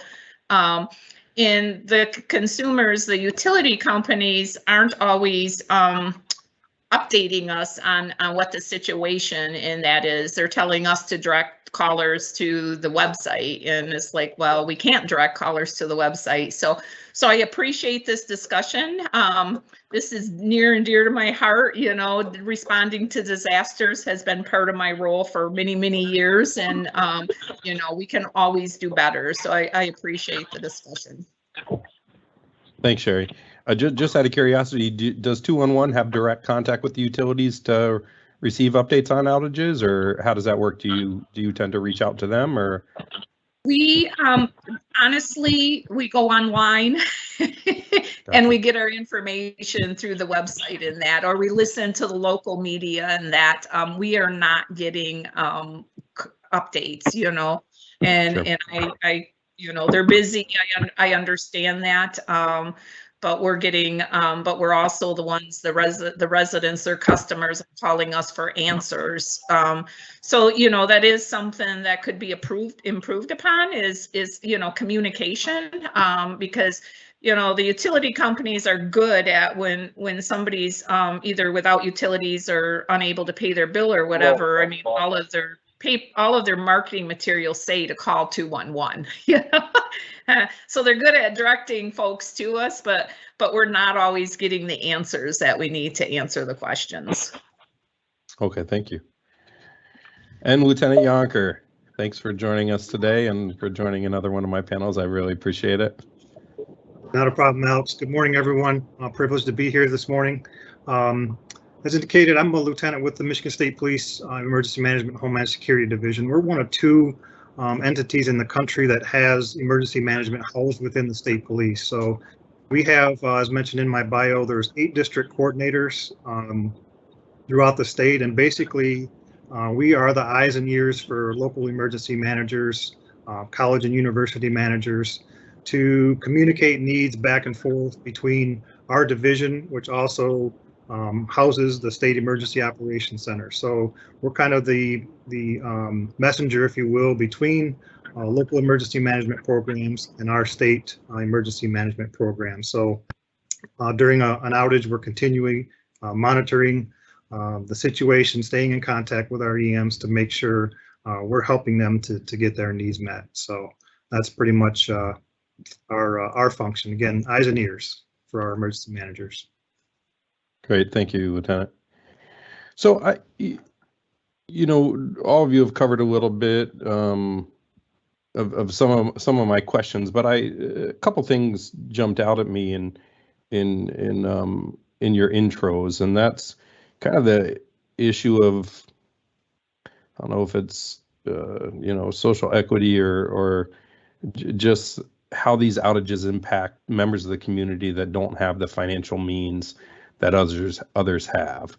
And Sherry, I think you summed it up nicely, is that it's really important for us to remember that not everyone can afford to cruise up the road and go to a hotel, or might not have a cell phone to check the outage maps. And as well, Vicki, brought up an important issue as far as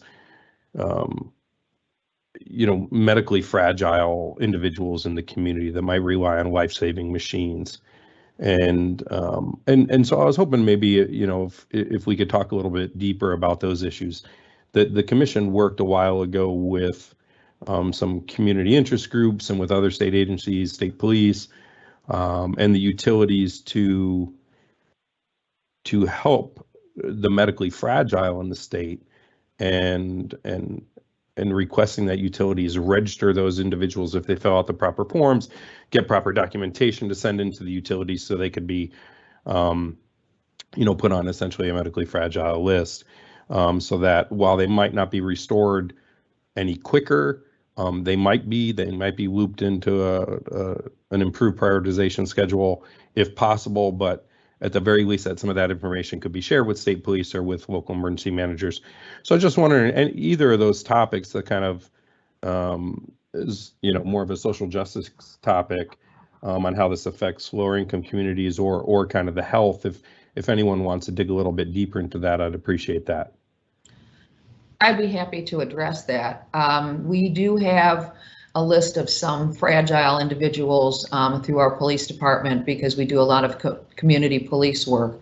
So our officers do visit shut-ins on a routine basis and make sure that they're paying their bills and that everything is going well and that they don't need other assistance. And if they do, we will provide assistance that way for them. But it's more than just an economic issue. While we're talking about social justice, the fact is that the maps that DTE was using this summer were woefully inaccurate.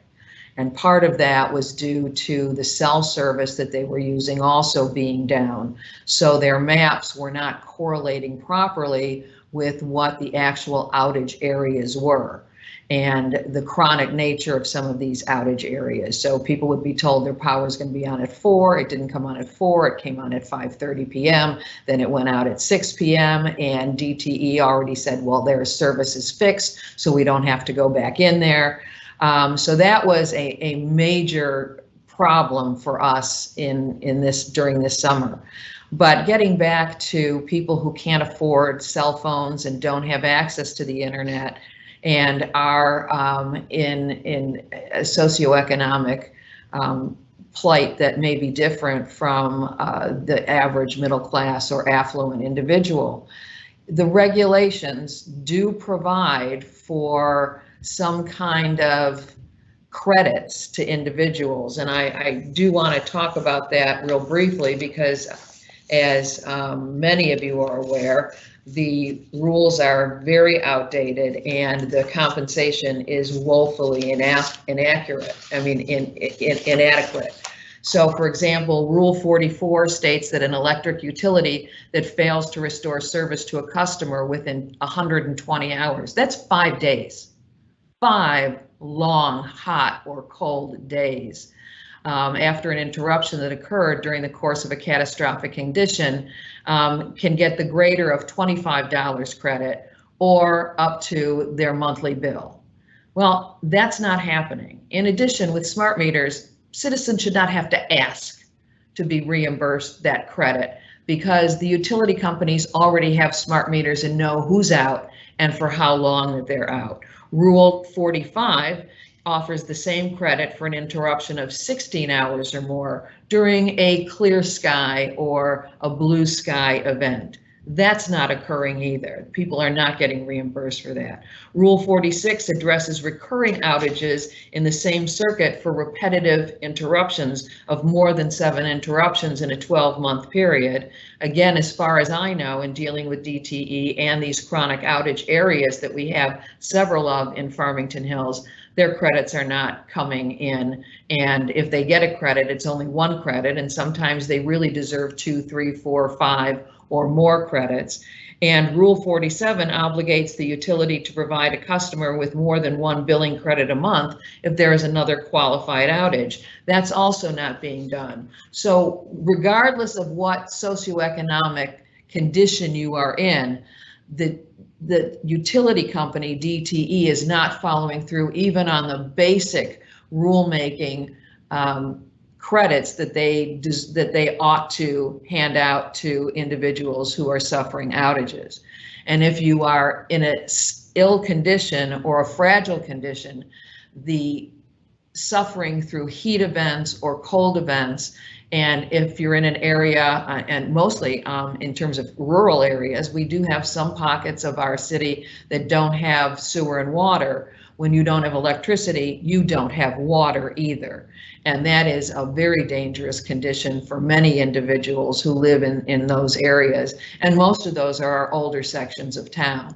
So I've been very frustrated with the social equity part of this, as well as just the obligation of DTE to follow through with what they're supposed to do, and they're not following through. So there are no sticks that are bringing them to the table, and that's unfortunate. Well, and I will say, and I'm no expert on this, but the commission did undergo over the last couple of years an effort to update some of these rules, service quality rules and technical standards, and the compensation for outage events was very likely not to your satisfaction, but was addressed in those recommended updates. And this is obviously something the Attorney General feels very strongly about, and that we could probably get deeper into at another time. But I completely understand the frustration. It's a difficult situation, I think, for customers to be in, and also for the utilities to be in when we have events, weather events that affect their ability to serve their customers. But even if you could reimburse people with food stamps for freezer and refrigerator outages, the way these storms have come through this summer, they may be out for 5 days, then they may get some reimbursement or go to a food bank and fill up their freezer and refrigerator again, only to find out that 5 days later another storm comes through and they're out for another 12 to 24 to 48 to 72 hours, and all of that food has spoiled again. And so and they don't have access to the same kind of transportation to be able to make these kinds of trips to fill up their refrigerators and to replace the lost food and medicine. So it's a very difficult time for people who are suffering economically, as well as without electric power, and we can only do so much. We have a food bank that has been overly pressed and compromised due to COVID and the unemployment rates that spiked over the last year and a half. So everything seems to be coming at once to these folks, and it's a very dire situation for them. Sure, it's been a difficult time, and just for the record, this is not a DTE problem. I know your experiences with DTE. This is a problem we face across the state with all the utilities that serve customers here. So just to get that out there, Sherry, I'm kind of curious in hearing this. What are some of the common themes you hear on the calls to 211? What do people look for in terms of assistance during outages? And then really, do any of you, are the cooling shelters, the heat, the warming centers, the things that the utilities and folks like Red Cross or different community support agencies do to alleviate some of the pain associated with these? Do they help? Are they useful? Maybe you can speak to that a little, Sherry. Yeah, I'd be happy to. And we all know that the climate is changing, and these weather events are becoming more frequent. In our callers, those that are struggling the most, the more frequent they are, the harder it is on them. We do have cooling centers, and the cooling centers and the warming centers are typically in urban areas and downtown areas, and that, you get into the rural communities, and that, there isn't the opportunity for those types of places to pop up in that. Our callers really, they struggle the most with the financial impact that the utility outages have on them. They live day to day, in any kind of crisis or any kind of event that interferes with their day-to-day life has a huge impact on them. They don't have the financial means to pick themselves up from that. Losing a refrigerator full of food, most of the time the state does not, when there's weather events, if they use their food stamps for the month, they have to wait till the following month to get another food stamp. The state doesn't say, well, there's been a weather event, we'll give you extra. That does not happen. And I agree with Vicki. COVID has really compounded this. Our food pantries are overwhelmed.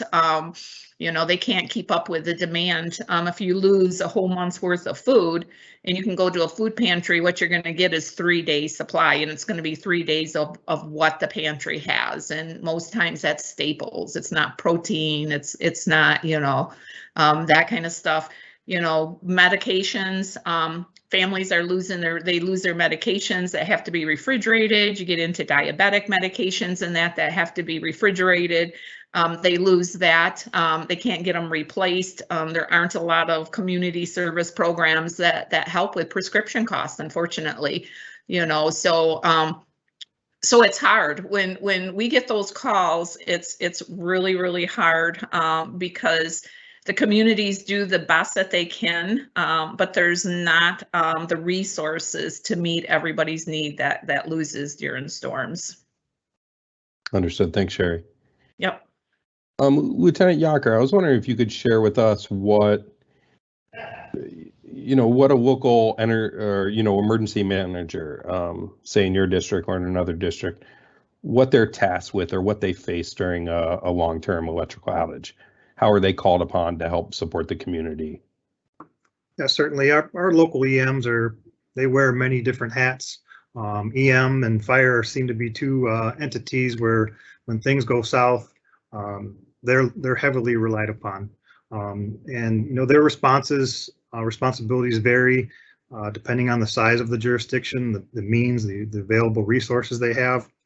Some of my programs and some of the local emergency management programs throughout the state are part-time programs, and some of the EMs are also 911 directors. So it can be very challenging for them. We've heard many of the community needs, the issues with the power outages at homes where there are medical needs or needs to provide meals for individuals. So they've got their emergency managers have their thumb on the pulse, if you will, of all of these community needs. They're responsible for maintaining continuity of governmental operations, making sure those plans are put into place.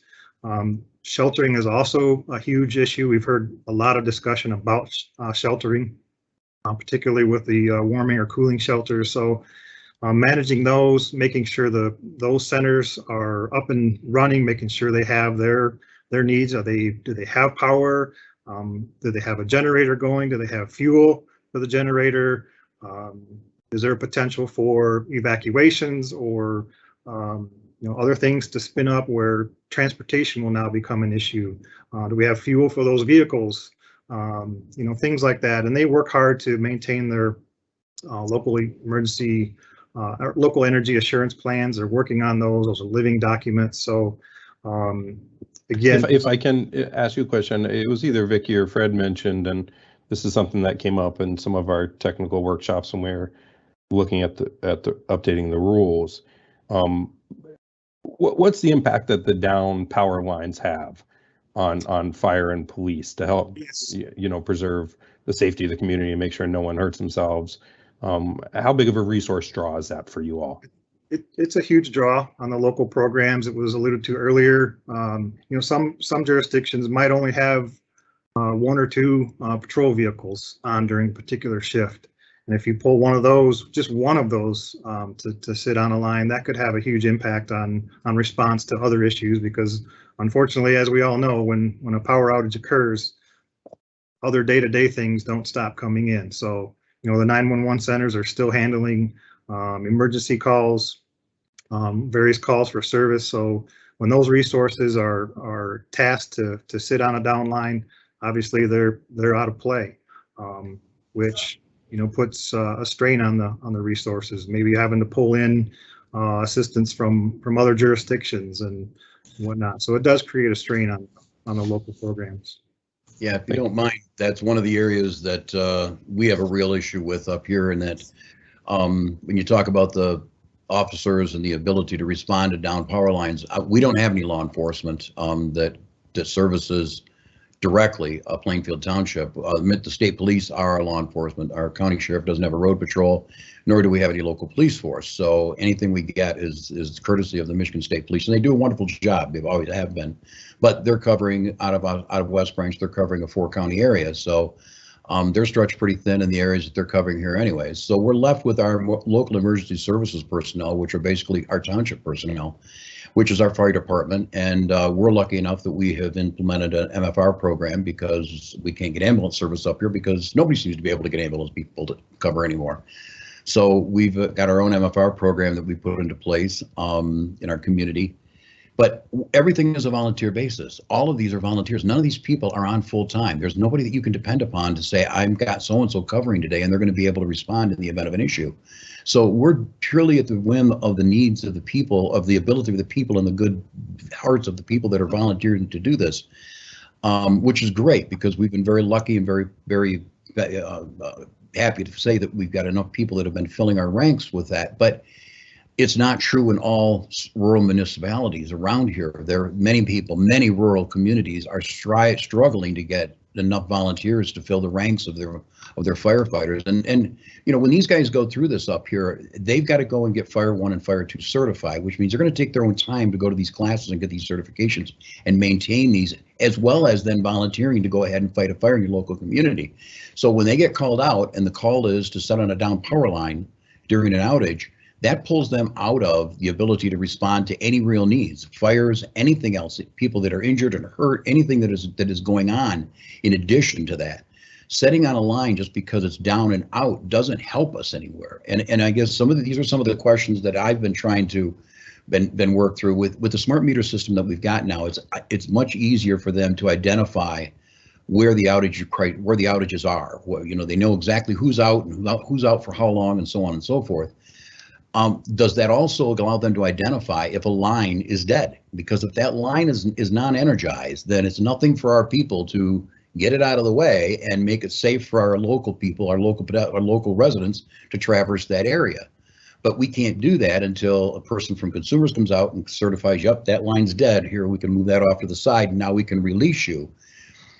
Up until about, well, for the longest time, as the outages got bad up here, we were sitting on lines more and more. And consumers decided to centralize their maintenance services to a large facility just outside of West Branch, between West Branch and Prudenville, which took away all of the local service centers, which were in Tawas and East Tawas and Rose City and Oscoda. So everyone had to move over to Prudenville, and all of their service trucks came out of there. So whenever we had an outage call for a down power line, which could be something even non-storm related, it just was a tree limb that broke in a wind. The service techs would have to, the service personnel would have to go to, they get called out from dispatch, they would have to go to Prudenville. So if they lived in, say, in Hale, they're traveling 35, 40 minutes to get over to Prudenville to pick up their truck. They pick up the service truck, they load it with what they think they might need because they don't really know what's causing the outage. They travel back over to the outage area, they search and search and search and find the outage and look and say, oh, geez, we got to have this and this, we didn't bring it on this truck. Back they go over to Prudenville. So by the time you get done, in the meantime, our guys are sitting on the down power line. And do your guys get compensated for that? Well, that became part of the issue, and that became part of the thing that pushed all this. Because once they centralized this, the outage times that we were setting on the power lines went from 6 and 7 hours to 14 and 15 hours.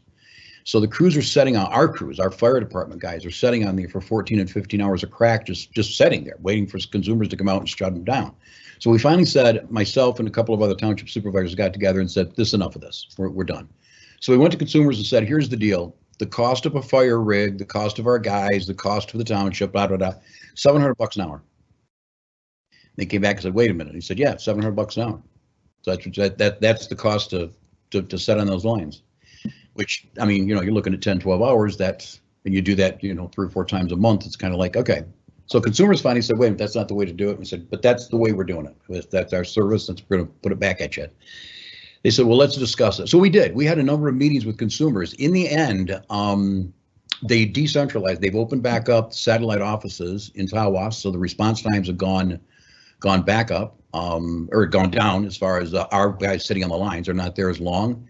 They put what they call like a hot shot rig out in the field, where when they get a down power line, they can actually send this rig out.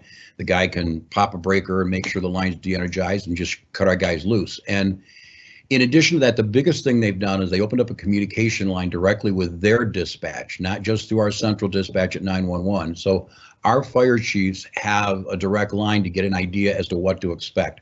Are your guys en route? How long can it take before, how long is it going to be before we can expect to see them here? Knowledge of that information has it goes a long way for our guys to be able to schedule their needs of what they're going to have to respond to those situations. So we've come a long ways, and consumers is actually, from what I understand, talking with their community liaison up here at Rich Castle.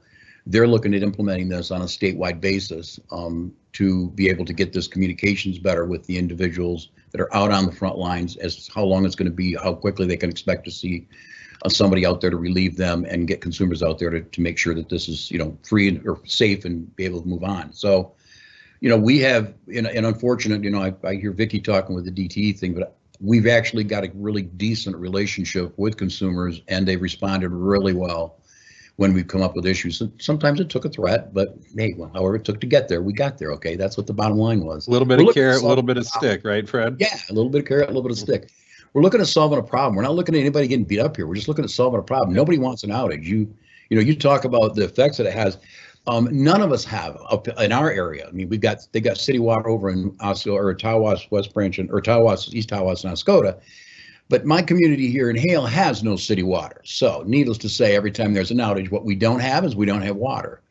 And that sounds one thing. Now, by the same token, we live on lakes, okay? My whole community is about, we're called the land of 60 lakes. I've got about 35 resort lakes that are fully covered with cabins and cottages. I'm a 70% non-homestead tax base here. So we are the place you guys all come to recreate. And that's what we are up here. And I understand that, and I'm good with that. But as such, we don't have the amenities that pertain to that. It was funny in the summertime when you guys had the outage down there, we also had the outages up here. And a number of people said, well, I'm going to the cabin. Okay, that didn't help. Because you got up here, at least you had the ability to flush a toilet down there. You don't have that ability up here, which is a whole nother problem that you bring into this perspective. So But yeah, those are the things that we're dealing with and the stuff we're working with. I had, when you're looking at clearing lines, I'm in an area that has a lot. We have both the hydro plants up on the Asable River, so we've got the main transmission lines, and then we've also got the local distribution lines. So we see the large towers with the large transmission lines transmitting the power into the grid system, and then we've got the local distribution lines taking it from the substations to the homes themselves and delivering it to the customers. And both of them pose different types of issues and problems when it comes to reliability. One of the biggest problems that I can see us having up here, because we are so heavily forested, you get a 20-foot corridor or a 20-foot right of way for a power line right of way, okay? And let's just picture this for a moment. So you've got a 20-foot or even a 40-foot power line right of way, and the power line goes right through the middle of it. So you've got a 20-foot of clear distance on each side of it. Back in the 40s and 50s, when these power grids were put in through the electrification, the REA program, most of these trees were gone. I mean, they had stripped a lot of the state of Michigan of forestation, and it had been forested out, treed out, like it's still being done now. So you put the power lines in, you run them through. Let's fast forward now 60 years later, 50 years later, those trees that started out as twigs have now turned into extremely tall trees. You've got a tree that's in a private land off the right of way that is 50 years old and 60 foot high. If it comes down, what's it going to do? Yeah, and this is such a problem. Some of the utility folks talked about this earlier, and trees do cause a great percentage of outages here in the state, and we have lots of trees, and everyone loves their trees, and nobody so we wants need to trim them. Sometimes they do a good job, sometimes they don't, but then people get upset that their trees are trimmed, so we're in this weird dilemma.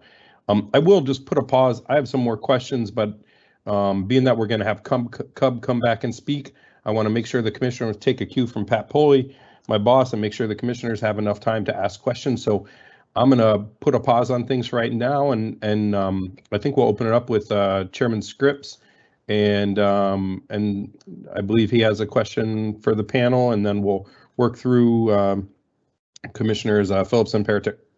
Yeah, thanks, Alex. And I will just say I love this panel. It's great to have you here and to have some voices that we don't often hear in some of our discussions. And Vicki, particularly great to see you again. Nice to see you too.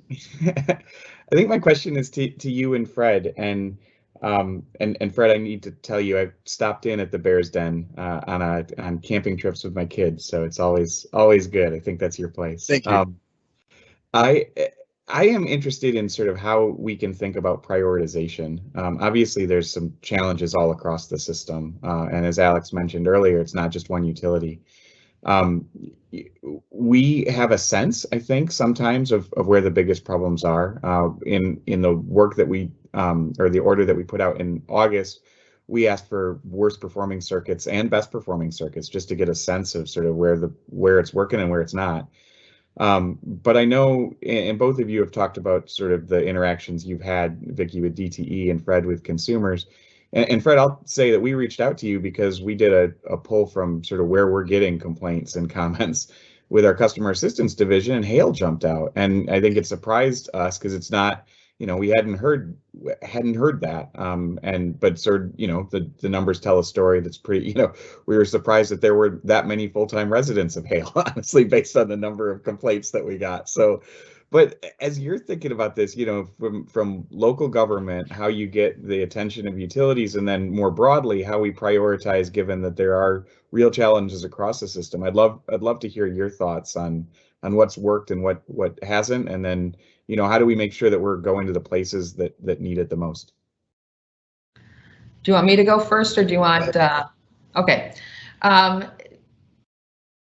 In a broad overview, what's happened in the state of Michigan is the population hasn't been growing rapidly or at all, and people are just moving from one area to another. So DTE and other utility companies have been bringing their lines out further and further to serve new developments and building new infrastructure in those areas, and consequently they're neglecting the areas where the infrastructure already is. It's very similar to the way we repair roads. We're building new roads to nowhere, and yet the roads that we do have are crumbling. And it's the same thing with infrastructure, whether it's utility lines or underground sewer and water lines and flood lines, whatever it is, that's really what's happening. So your older suburbs, your built out suburbs are suffering immeasurably because DTE and the other utility companies are getting stretched thin dealing with sprawl and new lines that they have to put in, and therefore they're neglecting the routine repair and maintenance of the older lines. And that's why in Southeast Michigan, we've had such a major impact of floods and storms and down power lines that have affected us. And I'm not saying this is for good or ill, it just happens to be the situation. I would like to see that the older communities and the built out infrastructure communities are treated better, that they're required to do more maintenance. We were promised time and time again since 2003 that DTE would trim our lines every 5 years on a rotating basis. That only has not happened. But when they filed their updated report with you that you required in September, their draft report said that they'll have the trees trimmed by 2025. And then they'll start that rotation. Well, that means that all of us that have been waiting for 15 to 20 years are going to have to wait another 4 years for them to complete their trimming when they should already be on round 4 or 5 based on what they promised us back in 2003. And this is not just affecting Farmington Hills. This is affecting most of the old line suburbs and the major metropolitan areas across the state. And when the storms come in, DTE gets very nervous now, whether it's going to be a big storm or a small storm. They know they're going to have power outages, and it shouldn't be that way. And so I would like to see prioritization on repairing already existing infrastructure, and then talk about maybe working with the state to create some kind of impact fee on developers that go further and further out. This is not a problem that's going to solve itself, and it's not just solely a problem that the MPSC can deal with. There have to be some kind of other incentives to get developers to start to build in brownfields and redevelop in areas where there's already underground and existing infrastructure, because it's more expensive to build in redevelopment than it is in greenfields. So this is a comprehensive problem, and I'm no longer in the legislature, so I can't fix that. But certainly the governor should set up some kind of task force to deal with sprawl and what kind of needs there are for older line communities. Not all of us are considered frontline cities that have core city infrastructure incentives that are made available to them. I'm not Pontiac and I'm not Detroit, and so I don't qualify for those kinds of incentives, but certainly we should. And I think that would go a long way. So it's a bigger conversation, I think, than just MPSC. But if you're going to ask me what you can do, you can start to require more dollars of maintenance going to existing infrastructure and maintenance than to building new lines. My situation and our situation up here, the biggest thing is the line clearing. They've been working, and again, I'm back with Consumers. Consumers has been working hard. They've always had crews stationed here out of our community for the last 6-8 years that every day they're going out and clearing sections of lines. But like I just mentioned, you can only go so far, and you know that's always going to be the issue when it comes to power lines that are above grade and on poles. You're in an area that has national forests and woods, and you value those woods, and even in a downtown, urban setting where you've got the lines that are running in the back alleys and whatnot, and people have had the tree that the kids grew up on and the grandkids grew up on, and they've known for 40, 50 years. No one wants to cut that tree down, but that tree is now becoming a major hazard to the lines because. And I'll give you just a brief example. We had a bunch of trees taken out of our cemetery, which is a very old place. I mean, been around for decades or 100 years. Anyways, we thought that we were going to get some great logs out of it because there were some great old growth trees in there. The guy, because gave us a big price on it. The guy gets on there, he starts cutting the trees down, tells us you got to come up and take a look at this. The problem you have with old growth trees is that what you see on the outside isn't necessarily what you see on the inside. And when you get to those, you cut them down, you find out that the bottom third of them are hollow and all of the nutrients are coming in the outside bark system that are coming up. So those trees are very, very susceptible to any kind of a good wind or a good gust, but you can't tell it until they actually fail. And when that happens, I mean, you've got this beautiful tree that you think is very robust, but it's not really that robust. It's just a surface thing that you're looking at. And that's what's happening in a lot of the old growth and a lot of the forests that have gone now for the years they've gone. And I know I keep harping on this, but it's one of the things that as a person that lives up here in these rural communities, I can't stop seeing that I see a power line going down through the middle of the national forest or going down through a wooded land on private land. And the trees on either side of it are so tall that if they come down, they're taking the lines out anyways, but they're on private land.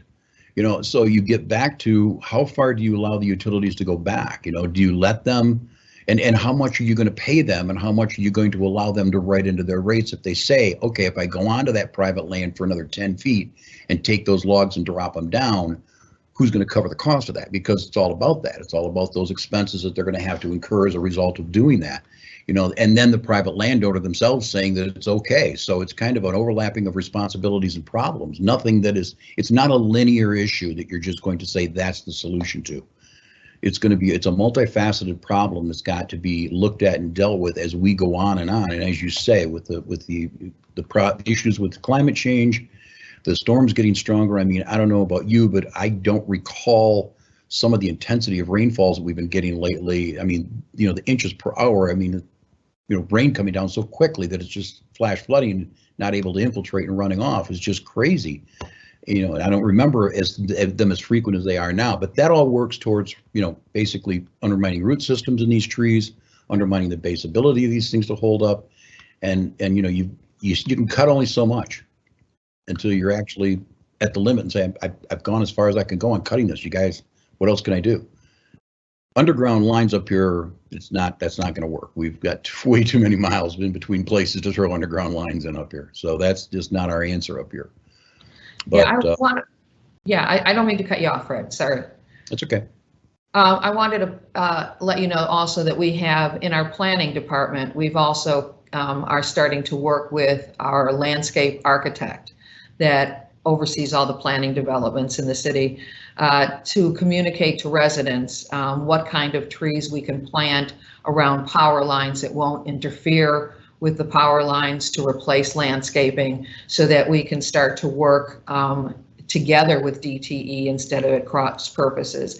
And there's one more thing. When you talked about the cost to local communities, Fred did talk about that, but for one particular storm, July 7th through the 12th of this year, we had to hire private tree contractors at a cost of $236,025. Overtime for our police, fire, and public works departments due to down lines was $62,074, and contracts with other jurisdictions for tree removal amounted to $24,671, and that was for one storm. We had 7 this summer. Dan, if you do you have another question, or should we move on to Commissioner Paratek or Phillips if he's still on? Sure. Yeah. Thanks. I'd like to ask a question, maybe specifically towards the state police and our 211 representatives here. When we're looking at planning for the future and how things are changing, and we're seeing more and more of these events. Where do you see the biggest challenges and particularly opportunities? So, for example, Vicki, Sherry, you mentioned direct non-internet or app-based communication with utilities during outages. That was something that I hadn't thought of before, and that's I think that's a really great example. Maybe specifically things that either the commission can act on or any of the utilities that are listening in that they could act on. Are there any other examples like that you can give of other opportunities or challenges that you see? I'll go first. Every storm is different that affects our residents in that. We recently, and this was something that I had not encountered before in 27 years, when we look at the 211 calls, I did a graph and I looked at what the storms, the wind storms and the ice storms and that, what kind of effect it has on our calls and that. And the majority of the calls that are coming in are for utility assistance during these events. The numbers are high, or shelter for folks that no longer have heat or electricity in their homes and that.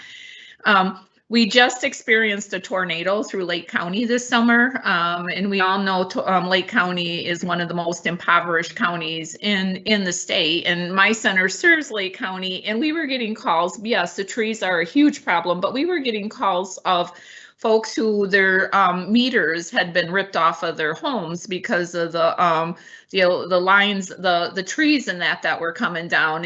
And we reached out to Great Lakes Energy. Because they would not go and connect the lines back to the house with the meter down, and they were putting that expense on the homeowner. Well, in Lake County, the homeowner cannot afford to pay to have the meter reinstalled onto their home in that. And my question was, well, it's your meter, isn't it your responsibility to put that on, and we went back and forth with emergency management, the state of Michigan. One of the homeowners was, had a very huge mental illness and couldn't even comprehend what she needed to do. So we ended up getting DHHS involved, and they filled out the paperwork and got her state emergency relief and got somebody in there for this individual homeowner and paid to have the meter put on. So there are things that are coming out during these events that haven't come out in the past, such as that. And I think the utility companies, when we're dealing with the individuals at 211 in these rural communities deal with, I have to agree with Fred, a lot of my communities have well and they lose their water. This individual hadn't had water in days in that she didn't have the capacity to reach out herself. We have to look at the full picture, not just the down lines, but the other impact that it's having. Because it's huge. And this year has really brought that to light, I think. Yeah, we do the same thing. We have the centers that we open up. We have the community center that we open up for people when it gets to that level. We've had a couple of outages long enough to where, and they were in the winter time to where we had to offer some services. We've got a large contingent of retirees up here. Not a lot of them stay during the winter time. We call them snowbirds, and they take off, come back in the spring. But those that do stay and those that are up here, we know most of them, the small community in the wintertime especially. So we know to reach out to them. Our personnel in the emergency services program are aware of where they're at, as well as our homebound program that we've got through our senior citizens program, our NEMSCA. So we've got a pretty good handle on where these people are at and what we can do to serve them. But you're right. There's a lot of hidden problems that go along with these outages that people don't realize and don't see. And you can solve only so much, and that's the whole thing. You do the best you can with what you've got, and you work through that as much as you can. And we're doing that, especially in these areas. But it's one of those things that when people lose power, it's like an essential service, basically. No one knows how to work without it anymore.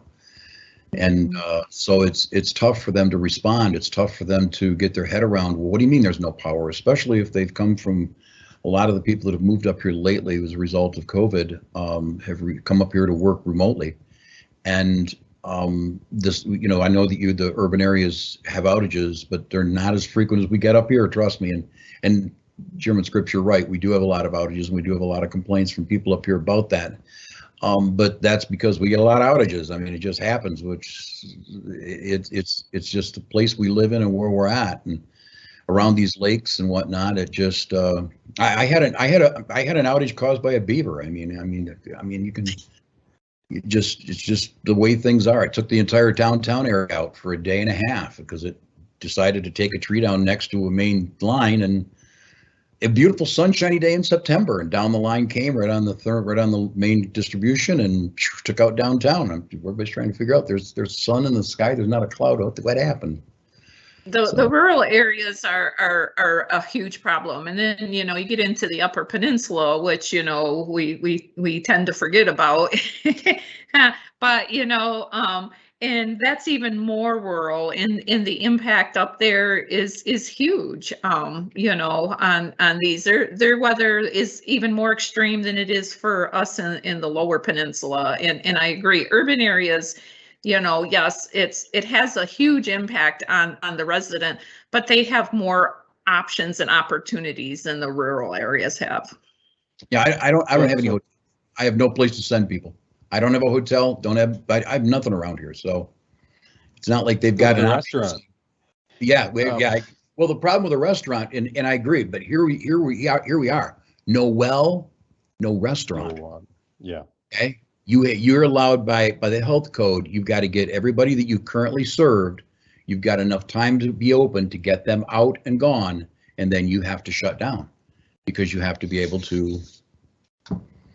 I agree, and I have a well, and I can live without electricity more than I can live without my water, and that when the electricity goes down and my well and my water go out, it has a huge impact on your life. So I'd like to interject and give Lieutenant Yonker just a moment to respond to Commissioner Paratek's question, and then let's wrap up so we can provide time to Cub to be able to provide their presentation as well. So, Lieutenant. Yeah, thank you. I think the biggest thing that I've gathered through this, we've talked about working through hidden problems, learning. This panel discussion just in and of itself has been a learning opportunity, I think, for us all. And one thing that's really jumped out for me, and something that we encourage from an emergency management perspective, is to get involved with tabletop exercises, drills, and bringing partners to the table. I mean, you could essentially envision this panel discussion as a tabletop exercise of sort, where you're bringing energy partners, you're bringing local officials, you're bringing emergency management officials, and you're discussing, okay, here's the situation. What can we bring to the table? What can we not bring to the table? What are your concerns? What keeps you up at night? So we try to encourage, our local emergency managers to exercise, bring community partners together, build those relationships ahead of time, and talk about those, and then take a tabletop and then put it into an actual drill. So kind of putting things that you discussed into motion and seeing how they work out, and then putting together an after action report, what worked out well, what didn't go so well, how can we do better next time? So in a nutshell, that's kind of what we encourage our district coordinators and our SEOC. We try to get involved in local exercises as much as we can, just to provide not only insight, but to offer up our services and what we can bring to the table. Thank you. I'd just like to thank the panel. I think this was a great discussion. I think we could probably talk about these issues for a couple more hours, but unfortunately we don't have that time. So thank you, Sherry, Fred, Jeff, and Vicki. We really appreciate your participation today, and I will turn it over to Mr. Byrne to move us along. Thank you. Thank you.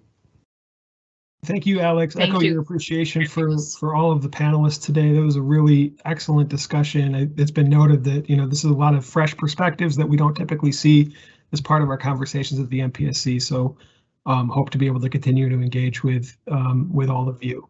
So we appreciate Amy Bandick being able to come back online and being able to go kind of out of order here. I apologize for any of the technical or logistical issues that were there that didn't allow you to get on earlier. But as you recall, Amy is the executive director of the Citizens Utility Board of Michigan, helped to form CUB in 2018, and advocates for affordable, reliable, and clean energy for all Michiganders. So Amy, I'll turn it over to you to go through your presentation.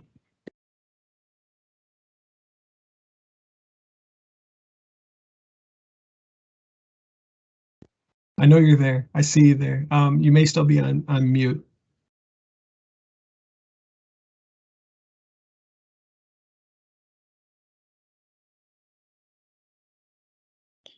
Amy, if you're there, you are on mute and your camera is black. I'm not sure if that is something you're able to. Oh no, I see she's leaving. Yep. You need to think there's somebody who doesn't want Amy to present today. Yeah, bring the panel back. No. So we'll work to give Amy an opportunity to hop back on. Apologize for the difficulties here. Wondering, you know, at this point, we've heard a lot today, and wondering if any of the commissioners have any reactions or any questions for any of the previous panelists as we wait to see if we can get Amy back online.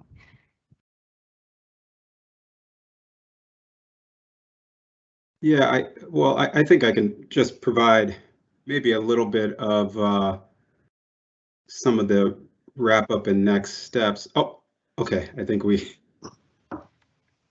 Okay. I am so sorry Right. for my technical issues, you guys. This day is giving me a heart attack. I was just ready to go. Anyways, I'm so sorry about my technical difficulties here today, and thank you for working with me to be able to still have the opportunity to present to you, because I was very excited to do so. So you can hear me now. I'm here. We can hear you. Okay, just a point of order for the person helping me with the slides. I'll give you a verbal cue when it's time to move on to the next one. So thank you for your help with that. I appreciate you having me here today. It's been a busy few months working on electric utility consumer issues here in Michigan.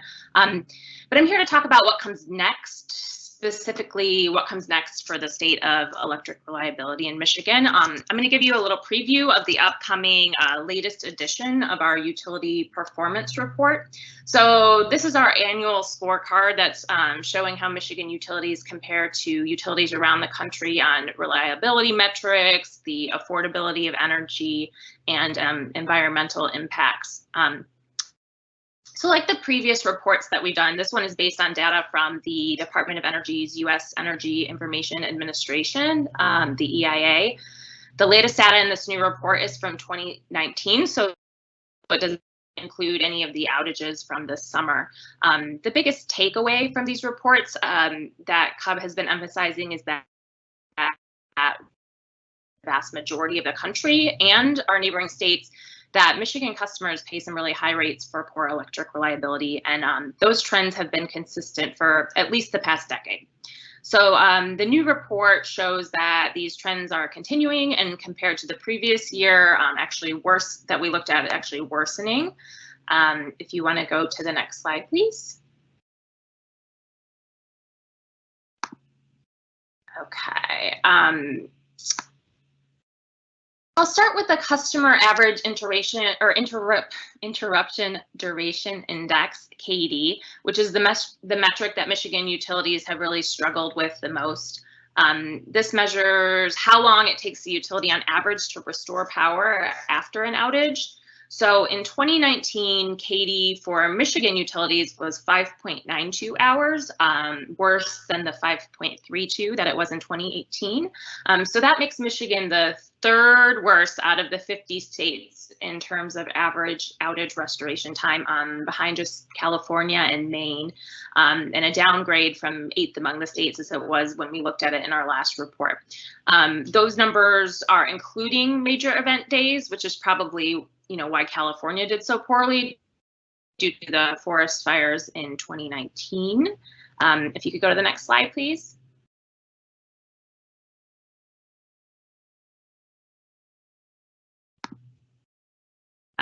So when you exclude major event days, Michigan's KD score also got worse, over 3 hours, up from 2.9 hours in 2018. Again, the third worst state, this time behind Connecticut and West Virginia.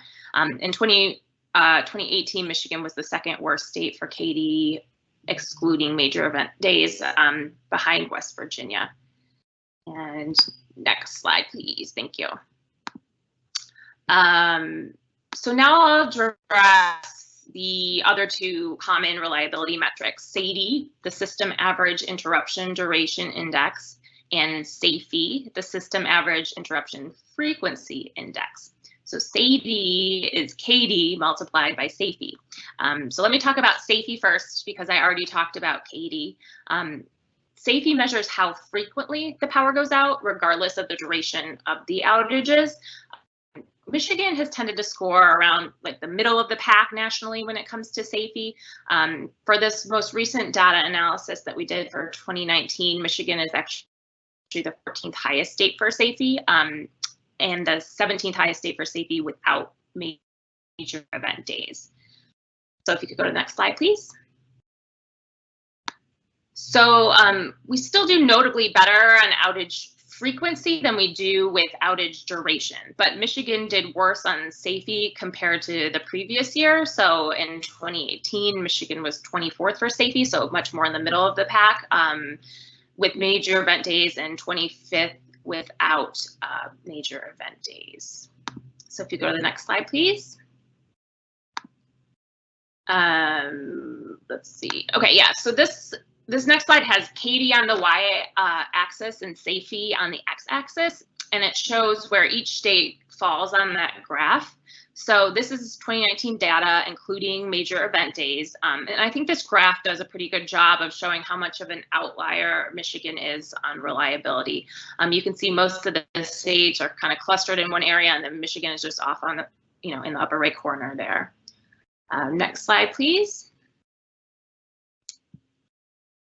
So we're backsliding on KD and SAIFI, and as I said, SAIDI is KD multiplied by SAIFI. So of course we're doing worse on SAIDI. At 9.25 hours, Michigan was 4th highest for SAIDI in 2019, compared to 7.3 hours and 13th highest in 2018. Next slide, please. Excluding major event days, we're at 3.5 hours and 6th highest in 2019 compared to 3.1 hours and 9th highest in 2018. So if you go to the next slide, yeah. Lastly, on affordability of energy, in both 2018 and 2019, Michigan had the 11th highest residential rate among the 50 states and DC. And the most expensive of any state in the Midwest. So that's a brief summary of the new data in our report, and now it's, what do we do with it? The reason we do these reports is so that all the stakeholders who are working to improve reliability in Michigan have a common benchmark to use to determine just how much progress that we still need to make.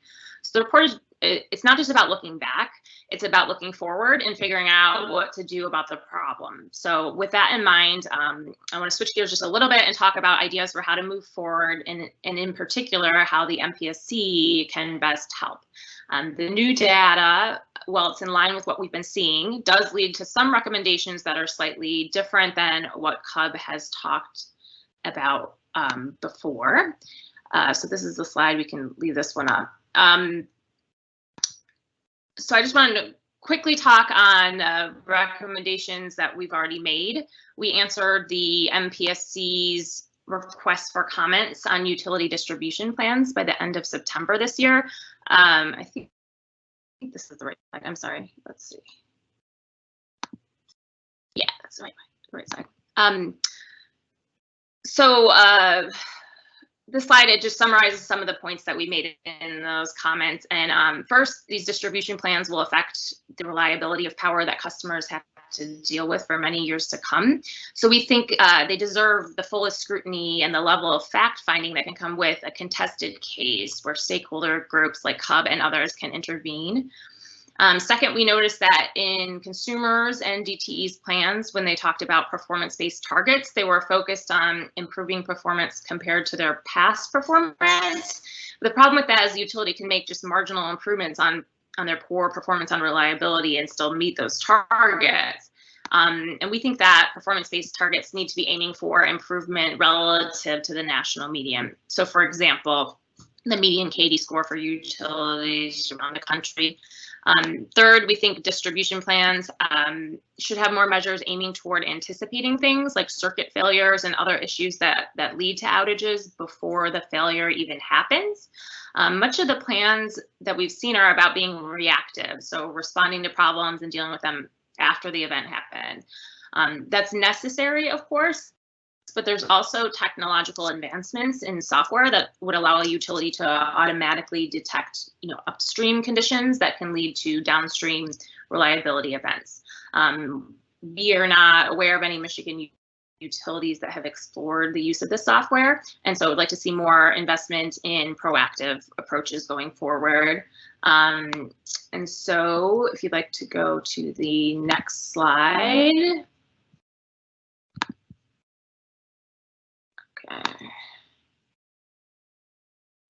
We really need to get a better idea of the economic costs to customers when the power is out, as the 2019 data shows the problem with long duration outages isn't going away. Well, frequent outages can lead to a lot of headaches for customers, like frequent interruptions of electronic devices. It's those, long lasting outages that food or medicine spoil, lack of cooling on hot days become dangerous, and all the other issues that, the last panel was speaking to. And we can and should talk about the personal anecdotes, but we also need to quantify the cost of these outages so that the policies we put in place to address them are as realistic and relevant to the scale of the problem as they can be. We know that the MPSC staff is familiar with Lawrence Berkeley National Laboratory research into the economic costs of outages. And one of the authors of that research, Joe Ito, has come into the MPSC in Lansing and given presentations to the staff and stakeholders. LBNL has developed a lot of tools like an interruption cost estimate calculator, and also has data about how costs can differ seasonally and also based on class of customer. If the staff, with the help of stakeholders, can figure out how to use this data to determine where the costliest outages are, especially for customers with the least means to cope with these long outages, that information could be invaluable as a leading indicator for utility distribution grid planning. It could show us, where these scarce ratepayer dollars that fund tree trimming, equipment upgrades, and replacements can be directed to alleviate the most, economic pain felt by customers. This also brings me to the topic of bill credits following outages. As you know, the question of what to do with bill credits has been at the center of the public outcry over power outages this year. There seems to be, broad agreement that the bill credit should be automatically given to qualifying customers, that the credit should grow as an outage duration increases. And both of those would be very positive developments. The bill credit is not supposed to be, a one-for-one compensation for what the customer suffered through an outage. But at the same time, however, the bill credit can't totally be disconnected from the cost the customer is experiencing. And that's the situation that we're in now with the $25 bill credits, which, everyone I think agrees is far too meager. We know that the size of the credit is going to be increased. The new credit needs to be based on data and open to revision over time. One suggestion we have is that the utilities could be required to report the economic cost of outages. They could calculate that, using things like the LBNL calculator I mentioned earlier. Over time, these reports can give us, a more informed idea of what outages actually cost customers and give us a reality check on what the bill credit available to customers should be. Let's see, I think we should go to the next slide. There we go. Yep, thank you. The last recommendation of how to use data is about justice and equity. We all know how the impacts of power outages fall hardest on the less affluent. And in addition, poor and marginalized groups tend to live in those older neighborhoods that don't see much new growth. A lot about what Vicki was talking about. in the last panel. And that means they have older distribution grid equipment that is more prone to failures. So those inequities have to be considered, and data on outages can help.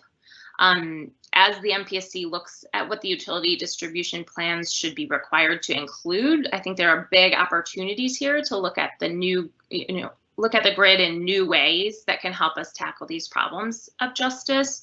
For example, the utilities have the data on what type of equipment is installed across their distribution systems, the schedules for monitoring the equipment for potential, failure, and how often that equipment is being replaced.